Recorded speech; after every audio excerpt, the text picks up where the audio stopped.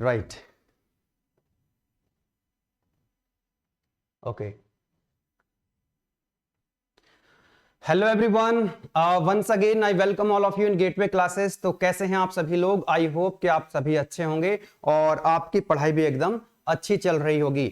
तो AKTU BTech first year के जितने भी स्टूडेंट्स हैं और जो इस बार पढ़ रहे हैं फंडामेंटल्स ऑफ मैकेनिकल इंजीनियरिंग, उन सभी के लिए हमने चलाई हुई है एक लेक्चर सीरीज। और इस लेक्चर सीरीज की फंडामेंटल्स ऑफ मैकेनिकल इंजीनियरिंग की जो यूनिट नंबर 2 है, that is IC engine and electric vehicles, हमारी कंप्लीट हो चुकी है। इलेक्ट्रिक व्हीकल पे एक छोटा सा लेक्चर मुझे लेना है, कभी उसको ले लेंगे। यूनिट नंबर 1 के भी हमारे 3 लेक्चर हो चुके हैं।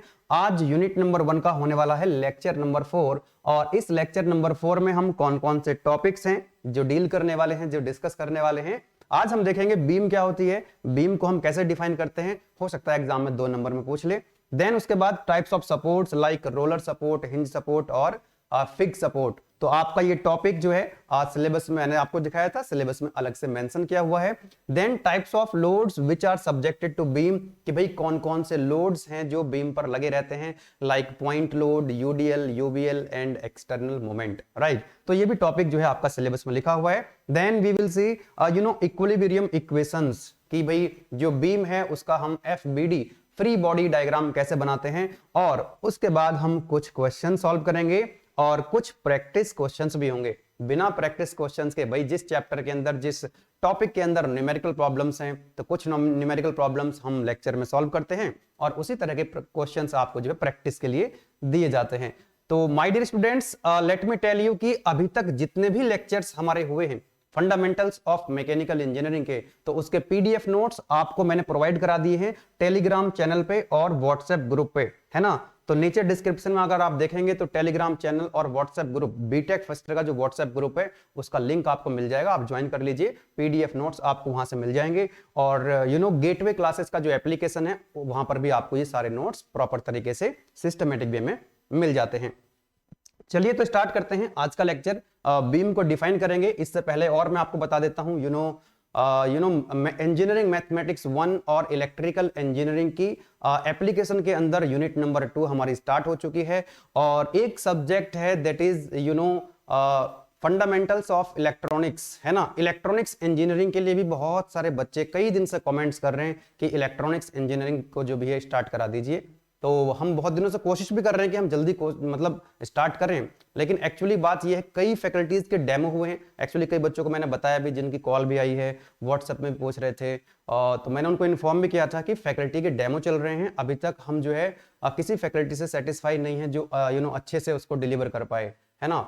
एक्चुअली हम लेक्चर को पब्लिक करने से पहले जो डेमो लेक्चर्स होते हैं, है ना, 8-10 बच्चों को भेजते हैं, है ना। जब बच्चों का फीडबैक आ जाता है तभी हम जो है फैकल्टी को फाइनल करके आगे जो है फर्दर कंटिन्यू करते हैं। Actually we don't want to compromise the quality of content, चाहे वीडियो लेक्चर्स हों, चाहे हमारे PDF नोट्स हों, हम उनके साथ कोई भी समझौता नहीं करना चाहते। भले ही हमारा सब्जेक्ट जो है वो 1 हफ्ते के बाद स्टार्ट हो। अगर हम चाहते तो अब से 20 दिन पहले ये सब्जेक्ट स्टार्ट कर सकते थे, है ना। बहुत सारी फैकल्टीज आई हमारे पास जो है, लेकिन अभी हमने कोई भी फैकल्टी को फाइनल नहीं किया है। अभी 2-3 फैकल्टी के डेमो लेक्चर्स होने वाले हैं। आज भी संडे में हुआ है और मंडे में भी एक फैकल्टी का डेमो होगा। तो जैसे ही फैकल्टी फाइनल हो जाएगी देन हम तुरंत जो है इलेक्ट्रॉनिक्स इंजीनियरिंग स्टार्ट करेंगे, ठीक है। मुझे पता है बहुत सारे बच्चे डेली कमेंट्स करते हैं वीडियो में, है ना, तो हम जल्दी स्टार्ट करेंगे, ठीक है। चलिए तो डिफाइन करते हैं बीम, कि बीम क्या होती है। माय डियर स्टूडेंट्स, एक बार डेफिनेशन को रीड करें, उसके बाद हम समझते हैं। Beam is defined as a structural member. Beam is defined as a structural member whose one dimension is very large as compared to other lateral dimensions. है ना। देखो यहाँ पर एक बीम का डायग्राम बना हुआ है, ये एक डायमेंशन है बीम की, यस और नो। इसको आप बोल सकते हैं क्या, कि ये बीम की लेंथ है ना, लेंथ, ओके। तो ये होगी इसकी लेंथ, और ये वाली जो डायमेंशन है इसकी, है ना, ये वाली जो डायमेंशन है, यस और नो। दूसरी वाली जो डायमेंशन है ये सर्कुलर क्रॉस सेक्शन की भी हो सकती है, और स्क्वायर क्रॉस सेक्शन की भी हो सकती है, और रेक्टेंगुलर क्रॉस सेक्शन की भी हो सकती है, यस और no. Yes my dear student, देखो जरा यहाँ पे इसको देखो जरा, है ना। तो ये जो है ये एक मान लो कोई स्ट्रक्चरल मेंबर है और इसकी एक लेंथ है और इसका एक डायमीटर है ना। ये लेंथ है और लेंथ के परपेंडिकुलर क्या है, इसका डायमीटर है। तो लेंथ, इसकी जो लेंथ है वो डायमीटर के रेस्पेक्ट में, डायमीटर के कंपैरिजन में काफी ज्यादा है। तो ऐसे ही यहां पर जो बीम होती है ना माय डियर स्टूडेंट्स, बीम की जो एक डायमेंशन होती है ये वाली, वो काफी ज्यादा होती है as compare to lateral dimension. Lateral का मतलब होता है परपेंडिकुलर। जैसे ये लेंथ है तो ये तो हो जाएगी लॉन्गिट्यूडनल और ये हो जाएगी लेटरल। इसमें अगर मैं आपको बोलूं कि इसमें अगर मैं आपको बताना चाहूं इस डायग्राम की हेल्प से, तो माय डियर स्टूडेंट्स ध्यान दीजिएगा, ध्यान देना, ये जो एक्सिस आप देख रहे हैं ना, this axis is known as longitudinal axis. ये जो एक्सिस है ना, this axis is known as longitudinal axis. क्या बोलेंगे इसको हम? Longitudinal axis. और इस लॉन्गिट्यूडनल एक्सिस के परपेंडिकुलर जो एक्सिस होती है उसी को हम बोलते हैं लेटरल, है ना। क्या बोलते हैं उसको हम लोग? लेटरल या परपेंडिकुलर। बोलो यस और नो? दिस वन, ये क्या है इसकी? लॉन्गिट्यूडनल के जो परपेंडिकुलर है दैट इज कॉल्ड लेटरल, है ना, that is called lateral. Okay, that is called lateral. तो जब एक डायमेंशन बाकी की जो लेटरल डायमेंशंस हैं उनसे काफी ज्यादा होती है, तो ऐसे स्ट्रक्चरल मेंबर को हम बीम के नाम से जानते हैं। क्या बोलते हैं? बीम। आपने इसके एप्लीकेशंस देखे होंगे, जितने भी पुल होते हैं, ब्रिजेस होते हैं, वहां पर बीम आपको देखने के लिए मिल जाएंगी। जितना भी कंस्ट्रक्शन होता है यहां पर बीम लगी रहती है ना। जैसे आपका जो मकान है ना, मकान के ये जो छत है, इसका लोड किसके ऊपर है? बीम के ऊपर है ना। इस तरह से बीम लगी रहती है ना। और बीम के नीचे से क्या लगाते हैं? कॉलम सपोर्ट लगाते हैं। बोला यस और नो? जैसे आप यहाँ पे देख सकते हैं, जैसे आप यहां पर देख सकते हैं, ये एक बीम है, बीम के ऊपर लोड लगे होंगे, है ना। चलो बीम के ऊपर लोड भी दिखा देते हैं।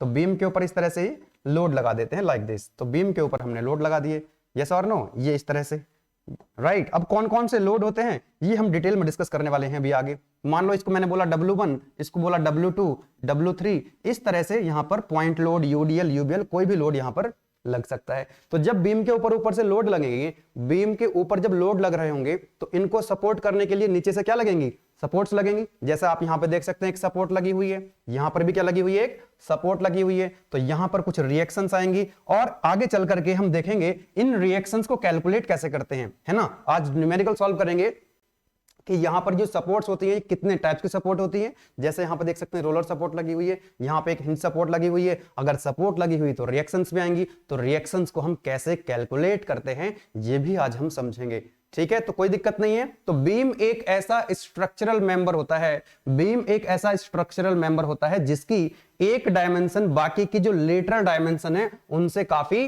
ज्यादा होती है, राइट। एक और डेफिनेशन मैंने यहां पर लिखी हुई है, इसकी एक और डेफिनेशन मैंने यहां पर लिखी हुई है। वो क्या है डेफिनेशन? कि beam can be defined as a structural member which is subjected to shear force. यहां पर जो शियर फोर्स है वो कौन से फोर्स होते हैं? यहां पर आप देखिए, यहां पर जो मैंने ये फोर्स लगाए हैं ना, ये लोड मैंने लगाए हैं W1, W2, W3, ये फोर्सेस हैं शियर फोर्स, है ना। शियर फोर्स का मतलब है कि भाई ये जो लॉन्गिट्यूडनल एक्सिस है, इस लॉन्गिट्यूडनल एक्सिस के जब पैरेलल फोर्स लगे होते हैं इस तरह से, parallel to the longitudinal axis, यानी कि जो क्रॉस सेक्शन है ना बीम का, ये बीम का जो क्रॉस सेक्शन है इसके पैरेलल अगर लोड लगे हुए हैं लाइक दिस, तो उनको बोलते हैं हम शियर फोर्स। तो आप ऐसे भी डिफाइन कर सकते हैं कि beam can be defined as a structural member which is subjected to shear force. चलो जी, है ना।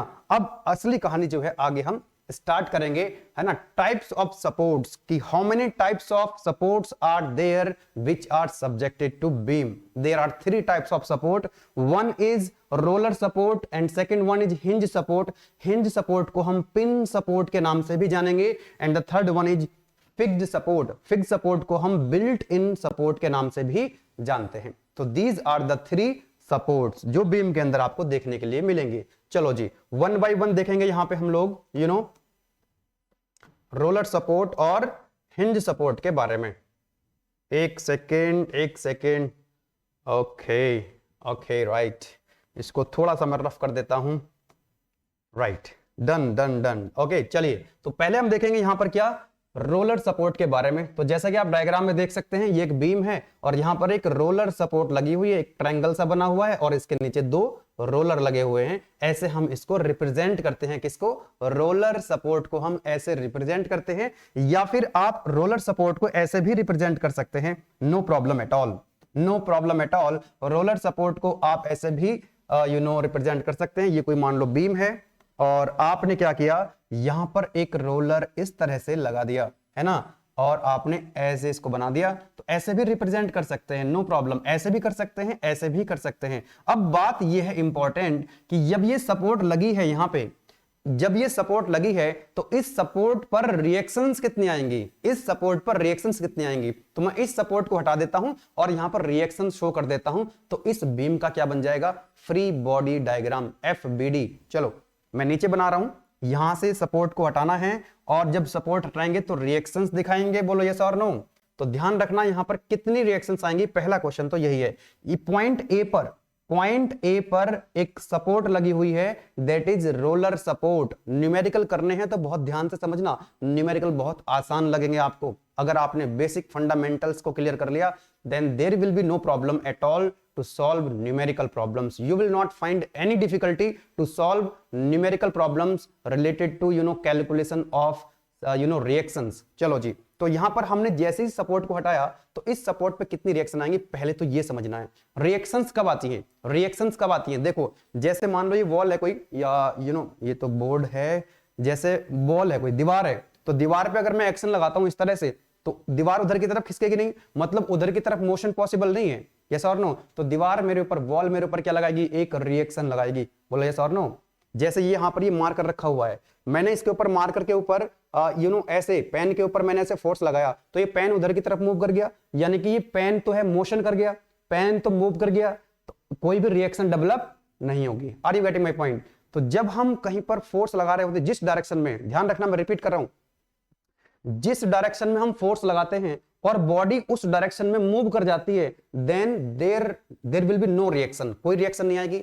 और हम जिस तरफ फोर्स लगा रहे हैं और उस तरफ मोशन नहीं हो पा रहा है, मोशन रुक जाता है, तो क्या आ जाएगी, एक रिएक्शन डेवलप हो जाएगी। अच्छा आप एक बात मुझे बताओ, ये जो बीम है, आप इसके ऊपर ऐसे फोर्स लगाओ, आप इसके ऊपर फोर्स लगाओ हॉरिजॉन्टल डायरेक्शन में लाइक दिस, तो ये तो मूव कर जाएगी, क्योंकि यहां पर क्या लगे हुए हैं, रोलर लगे हुए हैं, तो ये बीम ऐसे ऐसे मूव कर सकती है। तो हॉरिजॉन्टल डायरेक्शन में कोई रिएक्शन डेवलप नहीं होगी, हॉरिजॉन्टल डायरेक्शन में कोई रिएक्शन डेवलप नहीं होगी। अच्छा ये जो बीम है ये रोटेट भी कर सकती है, ये बीम जो है रोटेट भी कर सकती है, तो मोमेंट रिएक्शन भी कोई डेवलप नहीं होगी। लेकिन ये बीम जब आप नीचे की तरफ फोर्स लगाओगे, इसके ऊपर से नीचे की तरफ फोर्स लगाओगे, तो नीचे की तरफ मूव नहीं कर सकती, क्योंकि यहां पर सपोर्ट लगी हुई है, यानी कि वर्टिकल डायरेक्शन में ये बीम जो है मूव नहीं कर सकती, मोशन नहीं कर सकती, इसलिए वर्टिकल डायरेक्शन में एक रिएक्शन डेवलप हो जाएगी।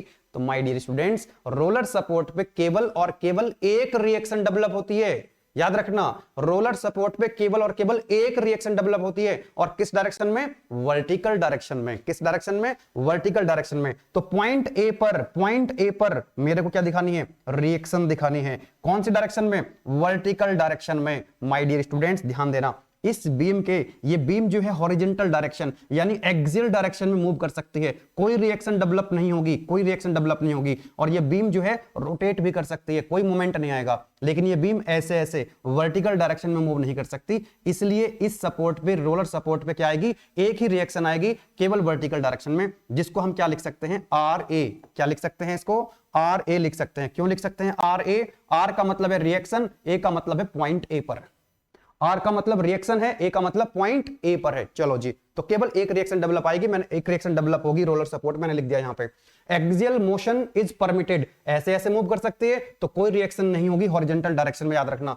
Rotation is also permitted, rotate भी कर सकती है, कोई मोमेंट रिएक्शन नहीं आएगी। लेकिन my dear students, only vertical motion is restricted, केवल वर्टिकल मोशन रेस्ट्रिक्टेड है, इसीलिए केवल और केवल एक रिएक्शन डेवलप होगी। Number of reaction equal to कितनी है, 1, और वो भी किस डायरेक्शन में, वर्टिकल डायरेक्शन में। आप इसको चाहो तो RA भी लिख सकते हो। RA का मतलब है रिएक्शन एट पॉइंट A और V का मतलब है वर्टिकल डायरेक्शन में। Are you getting my point? अगर इतनी बात आपको समझ में आ गई है तो आपको न्यूमेरिकल सॉल्व करने में कोई दिक्कत नहीं आएगी। तो याद रखना, रोलर सपोर्ट पे केवल एक ही रिएक्शन डेवलप होती है वर्टिकल डायरेक्शन में। चलो जी, इसका अगर रियल लाइफ में एग्जांपल देखना चाहते हो तो यहां पर आप देखिए, ये आपने देखा होगा डोर इस तरह से मूव करता रहता है, यस और नो। तो यहां पर रोलर लगे हुए हैं, यहां पर क्या लगे हुए, रोलर। तो एक्सियल डायरेक्शन में मोशन है कि वर्टिकल डायरेक्शन ऐसे डोर मूव नहीं कर सकता है ना। तो ये है आपका रियल लाइफ एग्जांपल। नेक्स्ट है आपका पिन सपोर्ट, जिसको हम हिंज सपोर्ट के नाम से भी जानते हैं। Pin support is also known as hinge support. ये कुछ ऐसे थी, मान लो ये कोई बीम है, यहां पर आपने रखा सपोर्ट और यहां पर आपने पिन लगा दी, है ना। यहां पर आप देखो जरा ध्यान दीजिएगा, यहां पर आपने पिन लगा दी, पिन लगा दी, पिन लगा दी यहां पे, है ना, इसीलिए तो पिन सपोर्ट कह रहे हैं इसको हम। अब ध्यान देना, अब ध्यान देना, इस सपोर्ट पर कितनी रिएक्शंस डेवलप होंगी, अरे नंबर ऑफ मोशंस कितनी रेस्ट्रिक्टेड हैं। आप ध्यान देना, क्या ये वर्टिकल डायरेक्शन में मूव कर सकती है? नो। मैं इधर बना दूं इसको, मैं इसको इधर बना देता हूं, don't worry at all. Yes my dear students, yes my dear students. तो इसको हम कैसे रिप्रेजेंट करते हैं, इसको हम कैसे रिप्रेजेंट करते हैं, यू नो, ट्रायंगल से ऐसे कुछ दिखा देते हैं। यस और no, this is your hinge support, है ना। ये कौन सी सपोर्ट है? हिंज सपोर्ट है। यस माय डियर स्टूडेंट्स, ऐसे हम इसको रिप्रेजेंट करते हैं। मान लो ये पॉइंट ए है जहां पर ये हिंज सपोर्ट लगी हुई है। अब ध्यान देना, ये हॉरिजॉन्टल डायरेक्शन में, एक्सियल डायरेक्शन में मूव नहीं कर सकती, इसलिए हॉरिजॉन्टल डायरेक्शन में भी एक रिएक्शन आएगी। वर्टिकल डायरेक्शन में भी मूव नहीं कर सकती, इसलिए वर्टिकल डायरेक्शन में भी एक रिएक्शन आएगी। लेकिन तो मैं दिखा देता हूं, यहां पे ध्यान देना, मैं यहां पर दिखा देता हूं, यस और no. Yes my dear students, एक तो वर्टिकल डायरेक्शन में आएगी, यस और नो, क्योंकि vertical motion is not allowed, horizontal यानी कि axial motion is also not allowed, yes और नो। तो यहां पर दो रिएक्शंस देखने के लिए मिलेंगी पॉइंट ए पर, एक R A V, R A V का मतलब है ए पॉइंट पर रिएक्शन, वी का मतलब वर्टिकल डायरेक्शन में, और यहां पर आएगी R A H, R A H का मतलब है ए पर रिएक्शन, पॉइंट ए पर रिएक्शन हॉरिजॉन्टल डायरेक्शन में। अब यहां पर आप देख पा रहे हो दो रिएक्शंस आएंगी, दो रिएक्शंस, और दोनों कैसी हैं? दोनों कैसी हैं? परपेंडिकुलर हैं। दोनों कैसी हैं? परपेंडिकुलर। क्या मोमेंट रिएक्शन आएगी?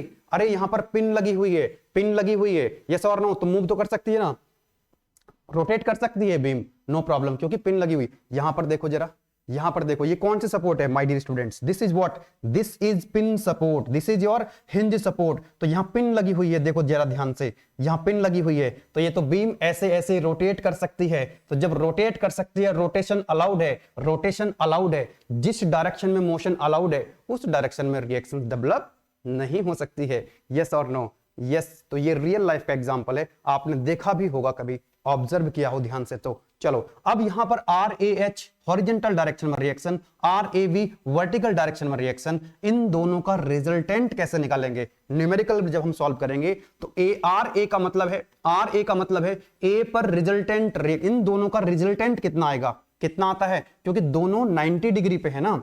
अरे यार, जब हमने प्रीवियस लेक्चर्स में पढ़ा था ना फोर्स सिस्टम, तो वहां पर हमने रिजल्टेंट निकाला था कि नहीं? दोनों परपेंडिकुलर है ना, याद करो, पी दो फोर्स हुआ करते थे, पी और क्यू, तो P square plus Q square plus 2pq cos theta, और कॉस थीटा कितना हो जाएगा यहाँ पे? 0, क्योंकि cos 90 कितना होगा? 0, क्योंकि दोनों के बीच का एंगल कितना है? इसको p मान लो, इसको q मान लो, इसको p मान लो, इसको q मान लो, एक ही बात है, यस और नो। तो इनका रिजल्टेंट कितना आ जाएगा? Square root R A H का square plus R A V का स्क्वायर। दोनों का जो दोनों रिएक्शंस हैं 90 डिग्री पे हैं, 90 डिग्री पे हैं, तो इनका रिजल्टेंट ऐसे निकाल सकते हो। बोलो कोई दिक्कत वाली बात नहीं है? तो यहां पर मैंने लिख दिया है, वर्टिकल मोशन इज रेस्ट्रिक्टेड तो रिएक्शन आएगी, एक्सियल मोशन इज रेस्ट्रिक्टेड तो रिएक्शन आएगी, बट रोटेशन इज परमिटेड, कोई रिएक्शन नहीं आएगी। इसलिए number of reactions will be equal to 2 vertical direction में, हॉरिजॉन्टल डायरेक्शन में। Are you getting my point? Roller support पे कितनी रिएक्शन? 1 वर्टिकल डायरेक्शन में। हिंज सपोर्ट पे कितनी रिएक्शंस? 2 हॉरिजॉन्टल डायरेक्शन में भी और वर्टिकल डायरेक्शन में भी। Let us move to the next, that is what? Fix support, that is what. हालांकि इस सिलेबस में अलग से मेंशन नहीं की हुई है, दो भाई सपोर्ट्स लिख दिए और ब्रैकेट में लिखा है सिलेबस में रोलर सपोर्ट और हिंज सपोर्ट। अरे जब हम बीम पढ़ रहे हैं, जब हम सपोर्ट्स की बात कर रहे हैं, तो ये कौन सी अलग कैसे हो गई? मुझे लगता है कि जिसने सिलेबस बनाया है वो टाइप करना भूल गया, कहीं से कॉपी पेस्ट मारा होगा, तो भाई साहब ने ये लिखी नहीं है रोलर और हिंज, लेकिन ये भी पढ़नी है हमको। चलो जी, फिक्स सपोर्ट को हम कैसे रिप्रेजेंट करते हैं? ये देखो बीम है, ऐसे यहां बना देते हैं, है ना, इसको हम बना देते हैं यहां पे। बहुत ही इंपॉर्टेंट लेक्चर है आज का, बहुत ही इंपॉर्टेंट है, बहुत ही शानदार लेक्चर है। यस और no? Yes my dear students. तो यहां पर ये बीम है, इस तरह से यहां पर हमने बना दिया इसको लाइक दिस, है ना। ऐसे हम रिप्रेजेंट करते हैं किसको? यू नो, फिक्स सपोर्ट को। किसको? Fix support. This is your fix support. Now my dear students, ऐसा देखो ये बीम है, ऐसे पकड़ा आपने, ये बीम है, यहां पर आप वेल्ड कर दो, यहां पर क्या कर दो, वेल्ड कर दो या नट बोल्ट लगा दो। मतलब ना तो ये हॉरिजॉन्टल डायरेक्शन मूव कर सकती है बीम, ना ही वर्टिकल डायरेक्शन में, और ना ही ये रोटेट कर सकती है। इस बार ये रोटेट भी नहीं करेगी, कोई भी मोशन नहीं हो पाएगा। जैसे आप देख सकते हैं रियल लाइफ का एग्जांपल, जैसे ये एक बीम है, जैसे ये एक बीम है और यहां पर आपने इस पे यहां पर नट बोल्ट लगा दिए। अब ये बीम जो है ना तो ऐसे मूव कर सकती, तो इसका मतलब हॉरिजॉन्टल डायरेक्शन में भी क्या आएगी, एक रिएक्शन आएगी, ना ये बीम ऐसे मूव करेगी तो वर्टिकल डायरेक्शन में भी क्या आएगी, एक रिएक्शन आएगी। अब ये बीम ऐसे ऐसे रोटेट भी नहीं कर सकती, rotation is also not permitted, इसलिए मोमेंट रिएक्शन भी आ जाएगी। तो 3 रिएक्शन आने वाली है इस बार, 3 रिएक्शन आने वाली हैं। इसका अगर मैं फ्री बॉडी डायग्राम बनाऊं, इसका अगर मैं फ्री बॉडी डायग्राम बनाता हूं तो माय डियर स्टूडेंट्स, इसका अगर मैं फ्री बॉडी डायग्राम बनाता हूं तो ऐसे बनेगा। फ्री बॉडी डायग्राम का मतलब है, what is the meaning of free body diagram? अरे फ्री बॉडी डायग्राम का मतलब है कि वहां से सपोर्ट हटाओ और सपोर्ट की वजह से कितनी रिएक्शंस आ रही हैं, उन रिएक्शंस को यहां पर शो करो। यस और no? Yes my dear students. तो यहां पर हमने क्या करना है, सपोर्ट को हटाना है और रिएक्शन लगानी है। बताओ जी, मान लो ये पॉइंट ए है, तो पॉइंट ए पर कितनी रिएक्शन आने वाली है इस बार? 3 रिएक्शंस है ना। वर्टिकल डायरेक्शन में एक रिएक्शन आएगी, यस। हॉरिजॉन्टल डायरेक्शन में एक रिएक्शन आएगी, यस माय डियर स्टूडेंट्स। और एक मोमेंट भी तो आएगा इस बार, मोमेंट भी तो आएगा, यस। ओके, तो यहां पर आप क्या लिख सकते हो, आर ए एच, यस और नो, आर ए वी, दोनों के बीच का एंगल कितना, 90 डिग्री। तो ए पर रिएक्शन सपोर्ट कितना, रिजल्टेंट कितना आ जाएगा, आर ए का मतलब कितना होगा यहाँ पे, आर ए एच का square plus R A V का स्क्वायर। बोलो कोई दिक्कत वाली बात नहीं है? Are you getting my point? Yes और नो? आर ए वी और आर ए एच का ये रिजल्टेंट यहां पर हम निकाल सकते हैं। अब यहां से देखो जरा, यहां पे वर्टिकल मोशन नहीं होगी तो एक रिएक्शन यहां पे आएगी, एक्सियल मोशन नहीं होगी तो एक्सियल डायरेक्शन में, हॉरिजॉन्टल डायरेक्शन में भी रिएक्शन आएगी, रोटेशन इज आल्सो रेस्ट्रिक्टेड तो मोमेंट भी आएगा। यस और नो? तो नंबर ऑफ रिएक्शन कितने आ गई, 3, R A V, R A H और एम जेड, मतलब यहां पर जो मोमेंट भी आ रहा है। तो रोलर सपोर्ट पे केवल एक रिएक्शन, लेट मी कंक्लूड, मैं तीनों सपोर्ट्स रिएक्शंस की बात कर रहा हूं, इंपॉर्टेंट है इसलिए मैं बार बार रिपीट कर रहा हूं। अगर ये बात आपके दिमाग में घुस जाएगी तो न्यूमेरिकल सॉल्व करने में कोई दिक्कत आने वाली बात है नहीं। चलो, तो रोलर सपोर्ट पे कितनी रिएक्शन, एक, वर्टिकल डायरेक्शन में, वर्टिकल डायरेक्शन में ओनली। हिंज सपोर्ट या पिन सपोर्ट में कितनी रिएक्शंस, 2 रिएक्शन, वर्टिकल डायरेक्शन में भी और हॉरिजॉन्टल डायरेक्शन में भी। Now what about fix support, 3 reactions, vertical direction में, हॉरिजॉन्टल डायरेक्शन में और एक मोमेंट रिएक्शन भी, एक मोमेंट रिएक्शन भी आएगा, है ना। 3 रिएक्शंस आएंगी। रोलर पे एक रोलर पे 1, हिंज पे 2 और फिक्स पे 3। चलो आगे बढ़ते हैं, नेक्स्ट, है ना, ये मैंने आपको दिखाई दिया। चलो जी आगे बढ़ा जाए। Types of load which are subjected to beam, ये भी आपके सिलेबस में लिखा हुआ है। आई थिंक ये पहले एग्जाम में आ भी चुका है, आई थिंक 5 या 10 नंबर में। What are the types of load which are subjected to beam, please explain with the help of neat diagram. Diagram बनाना बहुत इंपॉर्टेंट होता है। देखो भाई, कोई भी सब्जेक्ट हो, है ना, फिजिक्स हो, केमिस्ट्री हो, मैथमेटिक्स में तो खैर डायग्राम नहीं होते हैं, है ना, इलेक्ट्रिकल इंजीनियरिंग हो, इलेक्ट्रॉनिक्स हो, या फिर आपका फंडामेंटल्स ऑफ मैकेनिकल इंजीनियरिंग हो, आपका जो कंटेंट है वो एकदम बेहतरीन होना चाहिए, मतलब उसमें डायग्राम्स इंक्लूड्स होने चाहिए। डायग्राम्स बनाओगे तो आपको अच्छे नंबर मिलेंगे। जितना वे ऑफ रिप्रेजेंटेशन आपका अच्छा होगा उतना ज्यादा स्कोर आप अच्छा कर पाओगे। मतलब आपको अपनी आंसर शीट को इस तरह से लिखना है, अपनी कॉपी को इस तरह से लिख करके आना है कि एग्जामिनर को कॉपी पढ़ने की जरूरत ना पड़े, सिर्फ वो देख करके नंबर दे दे, है ना। तो जैसे डायग्राम होते हैं, जैसे इक्वेशंस होती हैं, जैसे फॉर्मूले होते हैं, आप उनको बॉक्स के अंदर बंद करो, जैसा और डायग्राम बनाओ, तो डायग्राम को तो देखना पड़ता है ना, पढ़ने की जरूरत नहीं है। ऐसा मतलब थ्योरी तो लिखनी ही है आपको, लेकिन थ्योरी के साथ साथ जहां पर पॉसिबल है डायग्राम बना सकते हो तो डायग्राम बनाओ।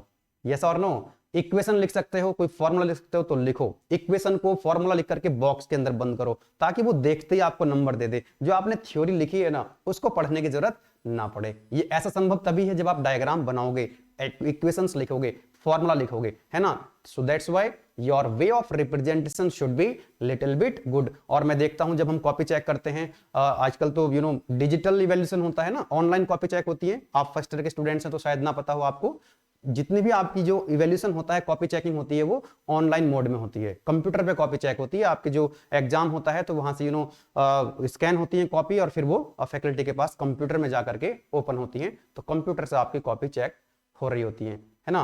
तो आपको करना क्या है, कम से कम 2 पेन का यूज करना है, ब्लू एंड ब्लैक। कोशिश करेंगे कि पेंसिल से हम डायग्राम ना बनाएं, हम आदत डाल लें थोड़ा सा पेन से डायग्राम बनाने की, क्योंकि जब आपकी कॉपी स्कैन होती है तो पेंसिल से जो लिखा होता है ना, थोड़ा सा वो लाइट हो जाता है ना। तो इसलिए आपका जो वे ऑफ रिप्रेजेंटेशन वो ठीक होना चाहिए, लिटिल बिट गुड होना चाहिए, और कम से कम 2 पेन का तो यूज करें, है ना। और ऐसा भी नहीं है कि हम कॉपी को एकदम रंग बिरंगा बना दें, जैसे कई लोग करते हैं, स्पेशली कुछ गर्ल्स होती हैं जो मतलब एकदम कलरफुल बना देती है कॉपी को। ठीक है, नो प्रॉब्लम एट ऑल, लेकिन हमको जो है ज्यादा फोकस करना है, कंटेंट हमारा अच्छा रहे और उसको हम अच्छे से रिप्रेजेंट कर पाए। तो I think blue and black, है ना, कई लोग रेड पेन का और ग्रीन पेन का यूज करते हैं, उसको आपने अवॉइड करना है। ब्लू एंड ब्लैक 2 पेन का यूज करें, अच्छा रहेगा। चलो, तो बात कर रहे थे हम टाइप्स ऑफ लोडिंग की, बीम के ऊपर कौन कौन से लोड लगे रहते हैं। वन इज कंसंट्रेटेड लोड, है ना, क्या बोलेंगे, कंसंट्रेटेड लोड, जिसको हम पॉइंट लोड के नाम से भी जानते हैं। The second one is uniformly distributed load, यानी कि शॉर्ट में बोलेंगे इसको यूडीएल, दैट इज, याद कर लो, यूडीएल बोलूंगा बाद में शॉर्ट में, राइट। तो क्या बोलेंगे इसको, यूनिफॉर्मली डिस्ट्रीब्यूटेड लोड को UDL, and the uniformly varying load यानी कि यूवीएल। अरे आपके सिलेबस में भी शॉर्ट फॉर्म ही लिखी हुई है इसकी, पॉइंट लोड, यूडीएल और यूवीएल, और एक एक्सटर्नल मोमेंट। ये 4 लोड आपको पता होने चाहिए, है ना। डायरेक्ट आपको ये थ्योरी का क्वेश्चन भी आएगा डायग्राम के साथ लिखने के लिए, या फिर न्यूमेरिकल जब आप सॉल्व करोगे तो पता ही होना चाहिए, इनका कॉन्सेप्ट आपको समझ में आना ही चाहिए। यहां पर आप देख सकते हैं, यहां पर आप देखिए एक पॉइंट लोड यहां पे लगा हुआ है।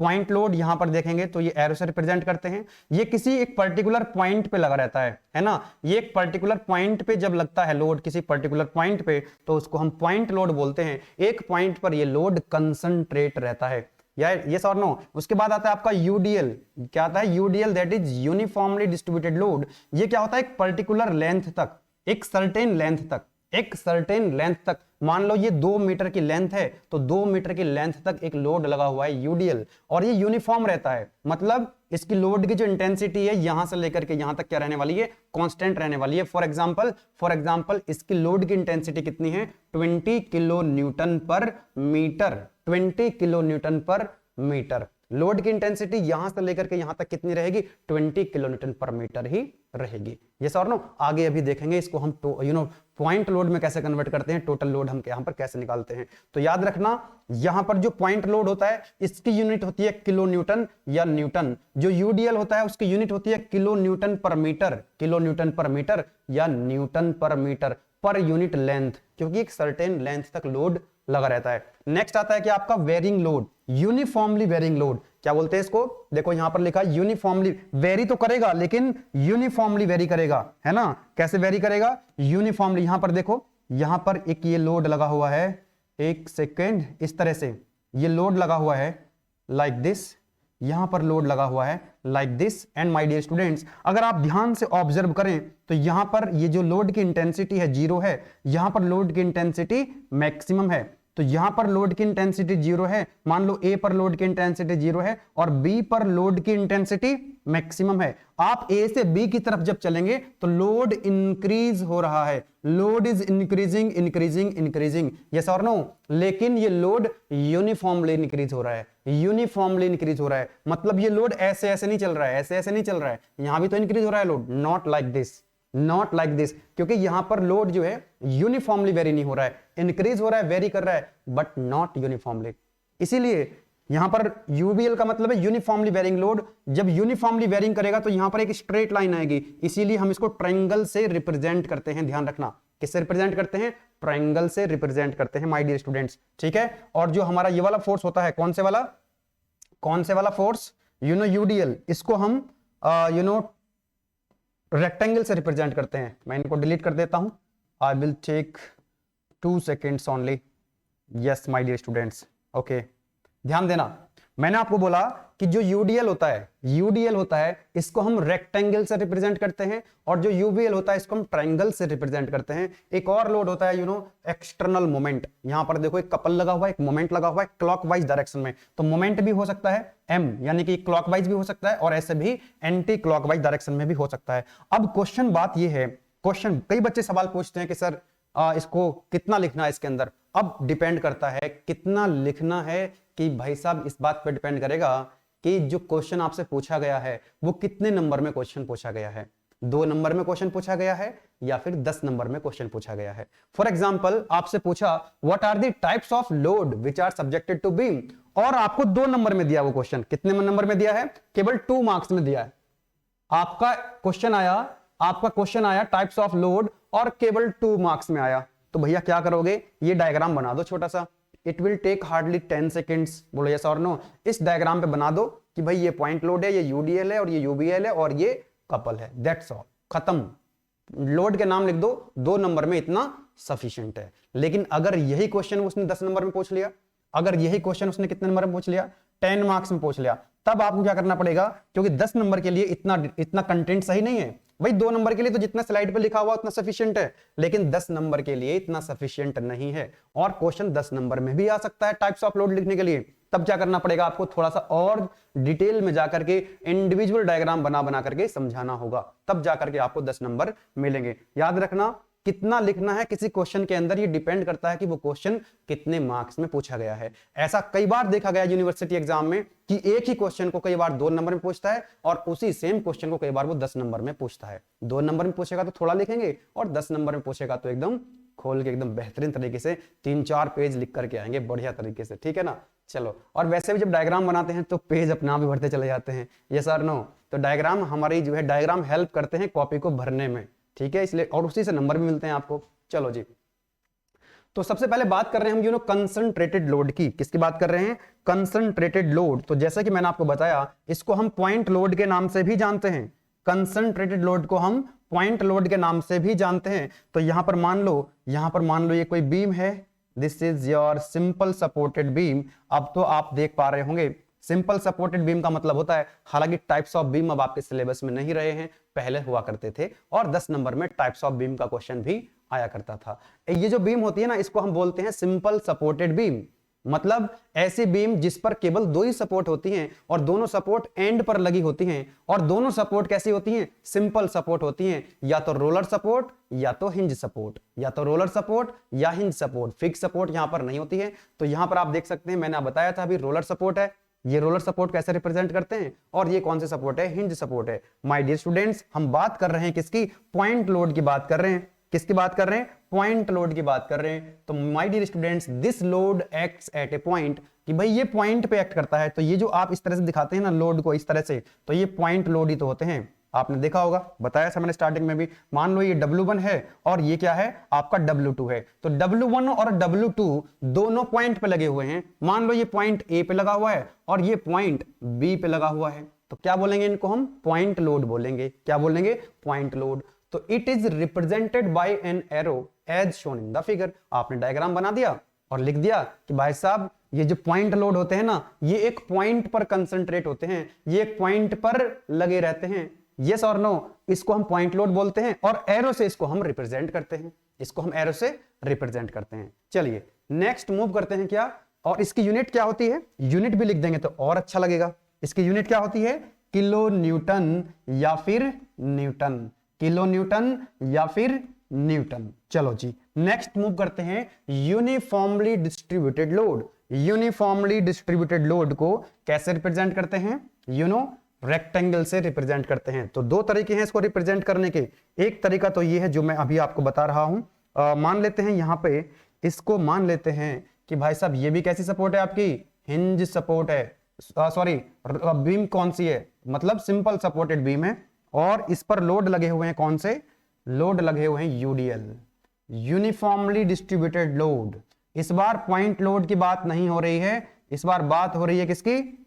UDL, that is uniformly distributed load. बहुत ध्यान से समझना, अगर न्यूमेरिकल को सॉल्व करना चाहते हो बहुत ही आसान तरीके से, तो बहुत प्यार से इसको समझो। ये लगा दिया मैंने यहां पर क्या?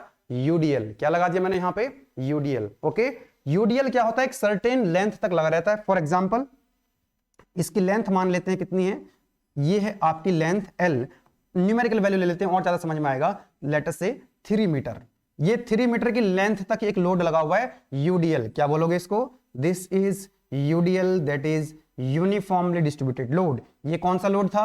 ये कौन सा लोड था यहाँ पे, this is your point load, this is point load. अभी बात कर रहे हैं हम यूडीएल की। एक सर्टेन लेंथ तक ये लोड लगा हुआ है, इसकी इंटेंसिटी क्या होती है, लोड की इंटेंसिटी, लोड की इंटेंसिटी होती है यहां पर किलो न्यूटन पर मीटर में। मान लो इसको W से रिप्रेजेंट कर देते हैं, स्मॉल w से रिप्रेजेंट कर देते हैं किसको, यूडीएल को। अब मेन बात यह है कि आपने 3 मीटर तक ये लोड की इंटेंसिटी लगा दी है, लोड को लगा दिया है, तो इस लोड की इंटेंसिटी को मान लेते हैं फॉर एग्जांपल यहां पर जो लोड लगा हुआ है, इस लोड की इंटेंसिटी मान लेते हैं for example 20 kilonewton per metre.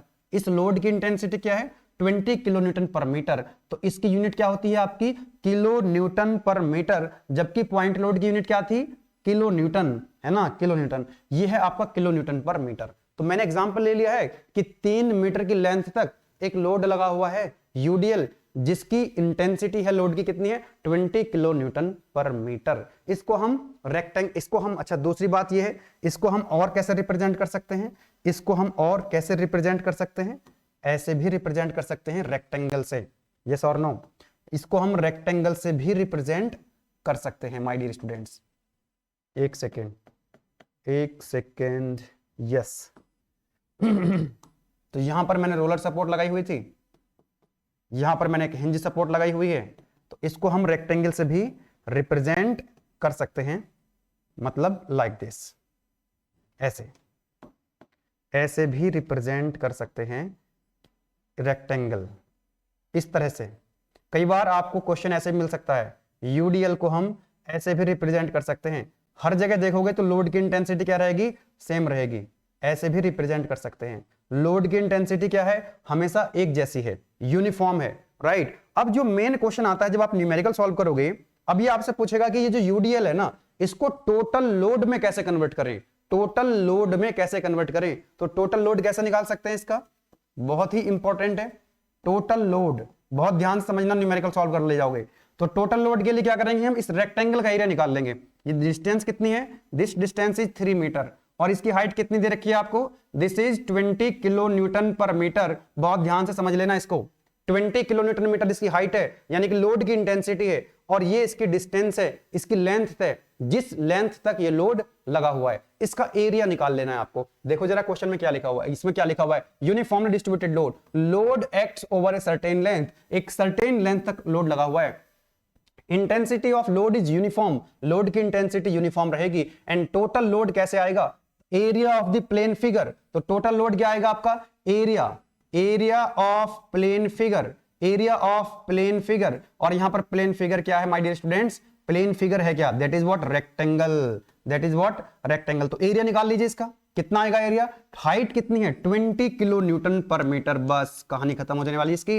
20 kilonewton per metre into distance कितनी है, हाइट इंटू बेस ही तो होता है रेक्टेंगल का एरिया, तो 20 kilonewton per metre into 3 metre. My dear students, यहां से अगर आप देखेंगे ना, आप देखेंगे तो मीटर से मीटर कट जाएगा, तो यहां से कितना आ जाएगा 20 into 3 that is 60 kilonewton. Yes, तो टोटल लोड किस में आ चुका है, किलो न्यूटन में आ चुका है, किलो न्यूटन में टोटल लोड आ चुका है। अब इस टोटल लोड को रिप्रेजेंट करना है कहां पर, इस डायग्राम में। तो कहां रिप्रेजेंट करोगे, कहां पर रिप्रेजेंट करोगे इसको, ये जो टोटल लोड आया है, ये जो सर्टेन लेंथ जो आपको दे रखी थी, ये उसके मिड में एक्ट करने वाला है। कहां पे, मिड में। कितना है 60 किलो न्यूटन, तो ये 60 किलो न्यूटन यहां पर एक्ट करेगा मिड में। मिड में कितनी लेंथ है टोटल, 3 मीटर, तो इधर से भी कितनी हो जाएगी, इधर से हो जाएगी 1.5 मीटर, और इधर से भी कितनी हो जाएगी 1.5 मीटर। मान लो ये पॉइंट ए था, ये पॉइंट बी था, यस और नो। ए और बी के बीच में, ए और बी के बीच में एक लोड लगा था यूडीएल, जिस लोड की इंटेंसिटी थी 20 kilonewton per metre, 20 kilonewton per metre, और इसकी लेंथ थी, इस लोड जिस डिस्टेंस तक, जिस लेंथ तक ये लोड लगा हुआ था, उसकी लेंथ आपको दे रखी 3 मीटर। यस और नो। जब हमने इसका टोटल लोड निकाला तो हाइट इंटू बेस रेक्टेंगल का एरिया निकाल लिया, that is equal to 20 kilonewton per metre into 3 metre, metre से मीटर गया तो टोटल लोड आ गया हमारा 60 kilonewton, kilonewton. Point load यानी कि टोटल लोड में कन्वर्ट हो चुका है। अब ये टोटल लोड को कहां पर रिप्रेजेंट करते हैं, रेक्टेंगल का जहां पर सेंट्रॉइड होता है, और रेक्टेंगल का सेंट्रॉइड मिड में तो होता है, तो इसको मिड में हम दिखाएंगे। मिड में मिड कितना होगा, टोटल 3 है, तो ए से भी कितना होगा 1.5 मीटर, और बी से भी कितना होगा 1.5 मीटर। तो ये जो पॉइंट सी पे एक्ट करेगा, और पॉइंट सी क्या होगा, ए और बी के बीच में होगा। यस और no my dear students, yes. तो ये है हमारे यूडीएल यूनिफॉर्मली डिस्ट्रीब्यूटेड लोड की कहानी। अगर ये बात आपको समझ में आती है, then you will not find any difficulty to solve numerical problems. Yes, it's my promise. अभी करेंगे न्यूमेरिकल प्रॉब्लम भी सॉल्व करेंगे, कोई दिक्कत आने वाली बात नहीं है, थोड़ा पेशेंस रखें, ठीक है। चलो आगे चलते हैं। Next one is uniformly varying load. Uniformly varying load, इस बार पहले भी यूनिफॉर्मली था, इस बार भी यूनिफॉर्मली है, लेकिन पहले यूनिफॉर्मली डिस्ट्रीब्यूटेड था, एक जैसा लोड लगा हुआ था, लेकिन यहां पर लोड इंक्रीज हो रहा होगा, वेरी कर रहा होगा, लेकिन यूनिफॉर्मली वेरी करेगा। ओके, तो यहां पर हम दिखा देते हैं इसको एक बार। मान लो ये है आपकी बीम है कोई, फिर से एक बीम बना लेते हैं यहां पे, यस और नो। ओके ओके ओके, चलो जी, तो यहां पर हम लगा देते हैं क्या, रोलर सपोर्ट। फिर से हमने सिंपल सपोर्टेड ले ली है बीम, सिंपल सपोर्टेड बीम ली है। Okay okay, right right right right right. Okay, ये पॉइंट बोल देते हैं ए है, और ये पॉइंट बोल देते हैं बी है। चलो अब यहां पर हमको कौन सा लोड लगाना है इस बार लोड लगाना है कौन सा, that is UVL, that is uniformly varying load. और यूनिफॉर्मली वेरिंग लोड जो है उसको हम ट्रायंगल से रिप्रेजेंट करते हैं। किससे रिप्रेजेंट करते हैं, ट्रायंगल से रिप्रेजेंट करते हैं माय डियर स्टूडेंट्स। किससे, ट्रायंगल से। तो इसको थोड़ा सा हमको, एक second, okay, yes, okay, right, good. ये आएगा आपका इस तरह से। ये है कौन सा load, this is your uniformly varying load. Okay, तो आप जरा ध्यान से देखें, पॉइंट ए पर लोड की इंटेंसिटी 0 है, और ए से बी की तरफ लोड की इंटेंसिटी क्या हो रही है, इंक्रीज हो रही है। यस और no, yes my dear students. Point A पर लोड की इंटेंसिटी 0 है, और पॉइंट ए से बी की तरफ लोड की इंटेंसिटी क्या हो रही है, इंक्रीज हो रही है। जैसा कि आप डायग्राम में देख सकते हैं, लोड की इंटेंसिटी ग्रेजुअली यूनिफॉर्मली इंक्रीज होती हुई आपको दिख रही होगी। यस और no, yes my dear students. तो ये बन चुका है कि आपका ट्रायंगल, क्योंकि यूनिफॉर्मली इंक्रीज हुआ है। ओके, तो यहां पर जो लोड की इंटेंसिटी होगी, लोड की जो इंटेंसिटी होगी माय डियर स्टूडेंट्स, उसको भी क्या लिखेंगे हम, स्मॉल w, और यूनिट क्या हो जाएगी, किलो न्यूटन पर मीटर। यहां पर मैक्सिमम वैल्यू होती है इसकी, यस और नो, यहां पर होती है इसकी मैक्सिमम वैल्यू, जिसको हम w से लिख रहे होते हैं, और यहां पर लोड की इंटेंसिटी कितनी होती है, 0। तो this is your uniformly varying load. थोड़ा ध्यान रखेंगे इसमें, थोड़ा संभल के करेंगे। देखो क्या लिखा हुआ है, the load varies uniformly, load very कर रहा है uniformly, right. The total load कैसे कैलकुलेट करेंगे, टोटल लोड कैलकुलेट करना है इसका। तो टोटल लोड कैसे कैलकुलेट करें, भाई साहब, इसका टोटल लोड कैसे कैलकुलेट करा था आपने, रेक्टेंगल का एरिया निकाला था। तो यहां पर क्या बन रहा है, ट्रायंगल बन रहा है, तो ट्रायंगल का एरिया भी तो निकाल सकते हैं। यस और नो, ट्रायंगल का एरिया, ये हाइट मान लेते हैं कितनी, ये लेंथ कितनी है, मान लो ये जितनी लेंथ पे लोड लगा हुआ है, एल की वैल्यू मान लेते हैं फॉर एग्जांपल 3 मीटर। कितना मान लेते हैं, 3 मीटर। एल कितना है, 3 मीटर। और डब्ल्यू की वैल्यू मान लेते हैं कितनी है, that is 20 kilonewton per metre. तो भाई साहब इसका एरिया निकाल लो, आपको टोटल लोड मिल जाएगा।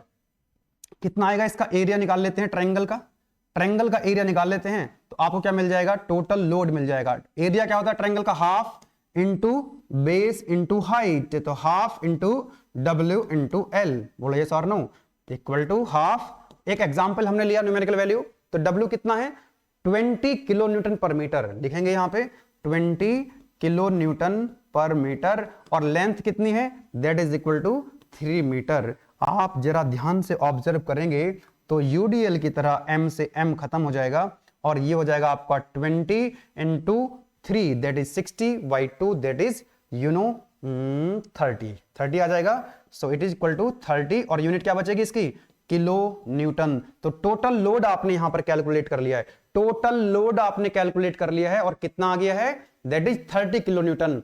अब आपने जैसे यहां पर टोटल लोड को निकाला था, है ना, यूडीएल में, और उसको जब आपने दिखाया था उसको, टोटल लोड को कहां पर दिखाएंगे, उसके मिड में, क्योंकि ये रेक्टेंगल था तो इसका सेंट्रोइड मिड में था। अब यहां पर आपने यूवीएल में जब ट्रायंगल का एरिया निकाल लिया, टोटल लोड निकाल लिया, 30 किलो न्यूटन आ गया है, अब इस 30 किलो न्यूटन को कहां पर दिखाओगे, ये कहां पर एक्ट करेगा, ये 30 किलो न्यूटन टोटल लोड जो आया है यूवीएल का, ये कहां पे एक्ट करेगा, that is the main point, है ना। इस बार तो मिड में एक्ट करेगा नहीं, क्योंकि इस बार तो है, पहले तो यूनिफॉर्मली डिस्ट्रीब्यूटेड था, रेक्टेंगल बन रहा था, ट्रायंगल का सेंट्रोइड कहां पे होता है, इसके सेंट्रोइड में एक्ट करेगा, तो इधर से इसका सेंट्रोइड ज्यादा डिस्टेंस पे होगा, इधर से कम डिस्टेंस पे होगा, क्योंकि इधर लोड 0 है और धीरे धीरे लोड बढ़ करके यहां मैक्सिमम हो जाता है। Are you getting my point, yes और नो। तो इसका सेंट्रोइड कहां पे होता है वो जान लीजिए, इसका सेंट्रोइड कहीं यहां पर होगा माय डियर स्टूडेंट्स, यहां पे कहीं होगा इधर, यस और नो। मतलब ए से डिस्टेंस ज्यादा होगी और बी से डिस्टेंस कम होगी, तो मैं यहां पर इसको लोकेट कर देता हूं, यहां पर मैं लोकेट कर देता हूं कि भाई साहब इसका जो आएगा वो कहीं यहां पर आएगा टोटल लोड, तो हम यहां पर इसको रिप्रेजेंट करेंगे and that is equal to 30 kilonewton, that is equal to 30 kilo Newton.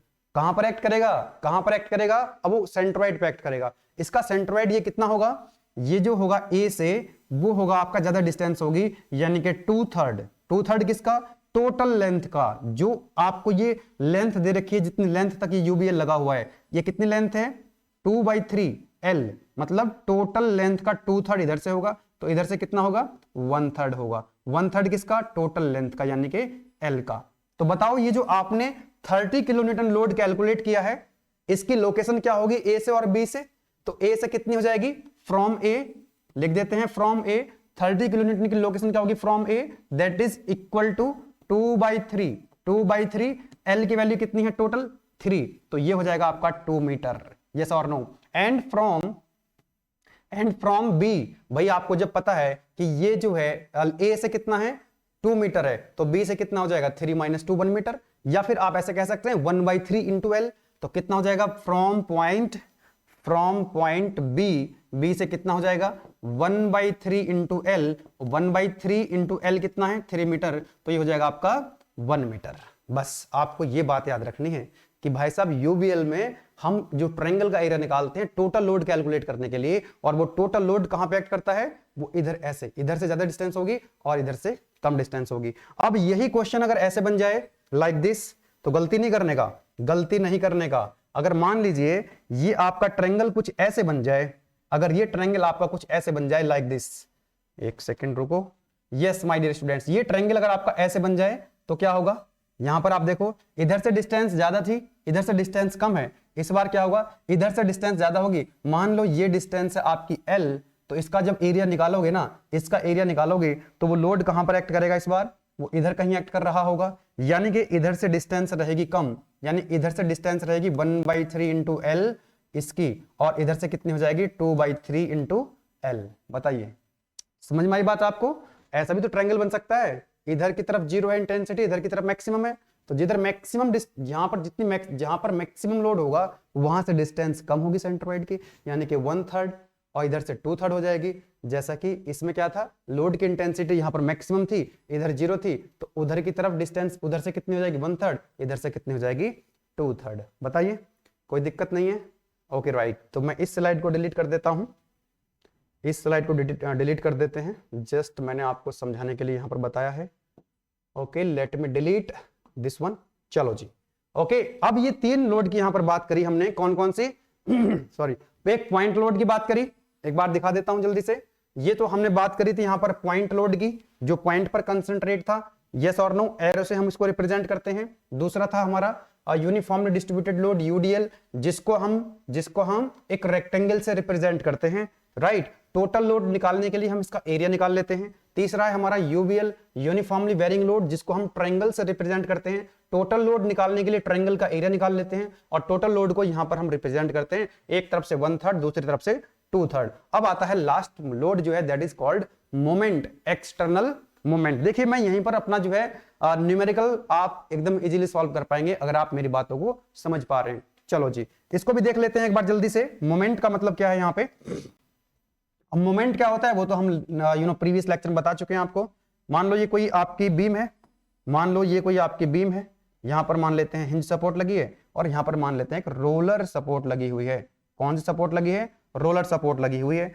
Moment का मतलब है, मोमेंट का मतलब है किसी पर्टिकुलर पॉइंट पे, किसी, मान लो ये पॉइंट ए है, ये पॉइंट बी है, तो ये पॉइंट है आपका, मान लो फॉर एग्जांपल सी है, तो यहां पर ऐसे एक मोमेंट हो सकता है, बोलो यस और नो, मोमेंट ऐसे हो सकता है। अब ये जो मोमेंट होगा या तो क्लॉकवाइज होगा या एंटी क्लॉकवाइज होगा, यस और नो। जैसे लोड होते हैं, शियर फोर्स होते हैं, या तो डाउनवर्ड होते हैं या अपवर्ड होते हैं, डाउनवर्ड या अपवर्ड। वर्टिकल फोर्स कैसे होंगे, या तो डाउनवर्ड होंगे या अपवर्ड होंगे, है ना। या फिर जो हॉरिजॉन्टल फोर्स होते हैं, या तो वो ऐसे होते हैं टुवर्ड्स राइट या फिर टुवर्ड्स लेफ्ट होते हैं। इसी तरह से जो मोमेंट होता है या वो क्लॉकवाइज होगा या एंटी क्लॉकवाइज होगा। तो बीम के ऊपर कोई मोमेंट भी लगा हो सकता है किसी पॉइंट पर, है ना। जैसे यहां पर हमने देखा कि यहां पर एक मोमेंट लगा हुआ है M1 पॉइंट सी पर, ये कैसा है, एंटी क्लॉकवाइज है। कैसा है, एंटी क्लॉकवाइज है। मान लो एक पॉइंट और है यहाँ पे, पॉइंट डी, यहां पर एक मोमेंट लगा हुआ है, मान लो ये क्लॉकवाइज है, यस और नो। तो ये हो जाएगा हमारा कैसा, ये हो जाएगा एंटी क्लॉकवाइज और ये हो जाएगा आपका क्लॉकवाइज मोमेंट। और जब हम न्यूमेरिकल सॉल्व करेंगे, याद रखना, जब हमारा क्लॉकवाइज मोमेंट होगा तब हम उसको लिखेंगे पॉजिटिव, और जो हमारा एंटी क्लॉकवाइज मोमेंट होगा उसको हम लिखेंगे नेगेटिव। ये साइन कन्वेंशन भी हमको याद रखने हैं, हालांकि मैं बाद में बताऊंगा इसको एक बार, ठीक है। तो ये थे हमारे types of load, point load, UDL, UVL end moment. आगे चलते हैं। Now equilibrium equations.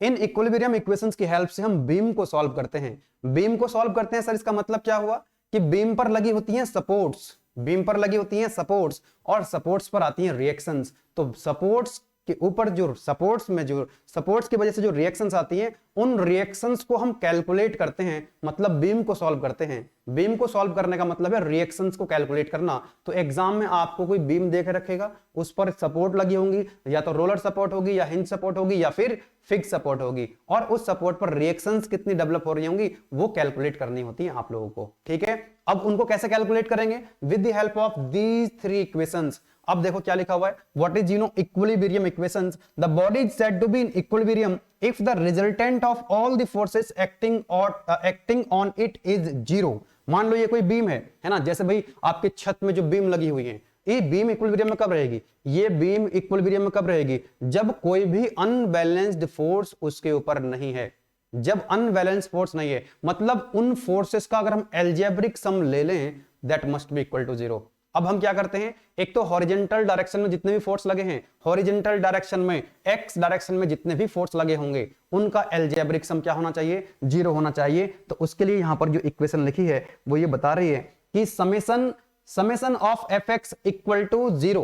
X direction में जितने भी फोर्स होंगे, याद रखना, एक्स डायरेक्शन में या तो ये फोर्सेस ऐसे होंगे, एक्स डायरेक्शन में या तो ये फोर्सेस ऐसे होंगे, इस तरफ होंगे, या फिर ये फोर्सेस कैसे होंगे, इस तरफ होंगे। ये होगी आपकी horizontal direction, X direction. My dear students, इनको हम क्या लिखेंगे, इन सभी का सम जो होगा एल्जेब्रिक सम, वो क्या होना चाहिए, that must be equal to zero, yes और नो। अगर टुवर्ड्स, अब हम साइन जब यूज करेंगे, हम जब अब नेक्स्ट स्लाइड से हम न्यूमेरिकल सॉल्व करने वाले हैं, तो अगर इस तरफ है कोई भी रिएक्शन है, कोई भी फोर्स है, टुवर्ड्स राइट है, तो हम साइन कन्वेंशन लेंगे क्या, पॉजिटिव। कैसा साइन लेंगे हम, that will be positive, yes और no, yes my dear students. अगर इधर की तरफ होंगे तो क्या लेंगे, नेगेटिव। आप ऐसा भी कर सकते हो, इधर की तरफ नेगेटिव ले लो, इधर की तरफ क्या लेना पड़ेगा आपको, पॉजिटिव। तो मैं साइन कन्वेंशन यूज करूंगा, टुवर्ड्स राइट है, अगर हॉरिजॉन्टल फोर्स है और राइट वर्ड टुवर्ड्स राइट लगा हुआ है तो पॉजिटिव लिखेंगे, टुवर्ड्स लेफ्ट लिखा हुआ है तो नेगेटिव लिखेंगे, यस, ओके। और उनका एल्जेब्रिक सम क्या हो जाएगा, जीरो होना चाहिए, तभी बॉडी जो है स्टेबल इक्विलिब्रियम में रहेगी। नेक्स्ट यहां पर बात हो रही है किसकी, नेक्स्ट बात हो रही है algebraic sum of vertical forces in Y direction must be equal to zero. या तो ये फोर्स कैसे होंगे, या तो ये फोर्स ऐसे होंगे, बोलो यस और नो, वर्टिकल डायरेक्शन में, या फिर ये फोर्स ऐसे होंगे, यस और नो। अगर ये फोर्स अपवर्ड डायरेक्शन में है तो उसको लिखेंगे पॉजिटिव, अगर डाउनवर्ड है तो क्या लिखेंगे, नेगेटिव, यस और नो। तो वर्टिकल डायरेक्शन में जितने भी फोर्सेस बीम के ऊपर लगे होंगे, उनका बीम के ऊपर जितने भी फोर्सेस लगे होंगे वर्टिकल डायरेक्शन में, उन सभी का एल्जेब्रिक सम क्या होना चाहिए, जीरो होना चाहिए। मान लो नीचे की तरफ फोर्स कम है, ऊपर की तरफ फोर्स ज्यादा है, तो बीम ऊपर चली जाएगी, यस और नो। अगर मान लो ऊपर से लोड नीचे की तरफ ज्यादा लगा हुआ है और नीचे से लोड, मतलब नीचे के फोर्सेस कम है, मतलब रिएक्शंस कम है, तो बीम नीचे गिर जाएगी, है ना। तो वर्टिकल डायरेक्शन में अगर बीम को स्टेबल रखना है, इक्विलिब्रियम में रखना है, तो एल्जेब्रिक सम वर्टिकल डायरेक्शन में जो फोर्सेस का एल्जेब्रिक सम है, उनका वो सम जो है वो जीरो होना जरूरी है। मतलब जितने फोर्स ऊपर लग रहे होंगे उतने ही फोर्स नीचे भी लगने चाहिए, तभी तो बीम क्या रहेगी, इक्विलिब्रियम में रहेगी, है ना, नहीं तो उड़ जाएगी बीम। यस और नो। दूसरा आपका मोमेंट जो है, मोमेंट मतलब किसी भी पॉइंट के अबाउट जो है मोमेंट अगर निकालोगे, algebraic sum of moment that must be equal to 0। तो आपको ये कंडीशन याद रखनी है। इन तीनों इक्वेशंस का हम यूज करने वाले हैं नेक्स्ट स्लाइड से। यस और no. Yes my dear students, sign convention मैंने आपको बता दिए हैं कि भाई साहब अगर मोमेंट है, अगर क्लॉकवाइज है, अगर क्लॉकवाइज तो क्या लिखेंगे, पॉजिटिव। यस और नो। अगर कैसा है क्लॉकवाइज तो पॉजिटिव, अगर एंटी क्लॉकवाइज लगा हुआ है तो उसको लिखेंगे हम क्या, नेगेटिव। एंटी क्लॉकवाइज को क्या लिखेंगे, नेगेटिव लिखने वाले हैं। ठीक है, तो अब इसके बाद कुछ न्यूमेरिकल प्रॉब्लम्स को हम सॉल्व करेंगे, राइट। तो कुछ न्यूमेरिकल प्रॉब्लम ले लेते हैं, एक सेकंड थोड़ा वेट करेंगे। न्यूमेरिकल प्रॉब्लम्स कहां गए, यस ओके। और हमारी जो वीडियो की लेंथ है दैट इज 55, काफी बड़ा लेक्चर होने वाला है। चलिए कोई बात नहीं, क्योंकि मैंने एक एक चीज को ना बार बार आपको समझाने का प्रयास किया है ताकि न्यूमेरिकल प्रॉब्लम करने में आपको कोई दिक्कत ना आए। अब जब न्यूमेरिकल प्रॉब्लम सॉल्व करोगे देन यू विल एंजॉय, है ना, ऐसे मैंने आपको समझाने का प्रयास किया है। चलो जी, क्वेश्चन है हमारे लिए, आपके लिए, हमारे लिए एक क्वेश्चन है, समझना। एक आपको बीम दी हुई है, दैट इज कैंटिलीवर बीम। एक बीम दे रखी है कैंटिलीवर बीम, तो यहां पर हम बना देंगे एक कैंटिलीवर बीम। ध्यान से समझना, बहुत मजा आएगा क्वेश्चन को सॉल्व करने में। ऐसे क्वेश्चन आपको एग्जाम में देखने के लिए मिलने वाले हैं। ठीक है, तो ये आपकी एक बीम है जिसको हम क्या बोल रहे हैं, this is your fixed beam. कौन सी बीम है, ये फिक्स्ड बीम है। ऐसी बीम जिसका एक एंड फ्री होता है और दूसरा एंड फिक्स होता है, उसको हम बोलते हैं क्या, फिक्स्ड बीम। तो यहां पर एक सपोर्ट लगी हुई है, फिक्स सपोर्ट। कौन सी सपोर्ट है, फिक्स सपोर्ट। याद आ रहा है, 3 सपोर्ट बताई थी, रोलर सपोर्ट, हिंज सपोर्ट और फिक्स सपोर्ट। यस, तो ये डायग्राम आपको क्वेश्चन के अंदर दिया हुआ है। बोला है उसने कि ये पॉइंट ए है, उसने बोला है क्वेश्चन के अंदर कि ये पॉइंट ए है, ओके राइट। और यहां पर एक यूडीएल लगा हुआ है, यहां पर लगा हुआ है क्या, यूडीएल।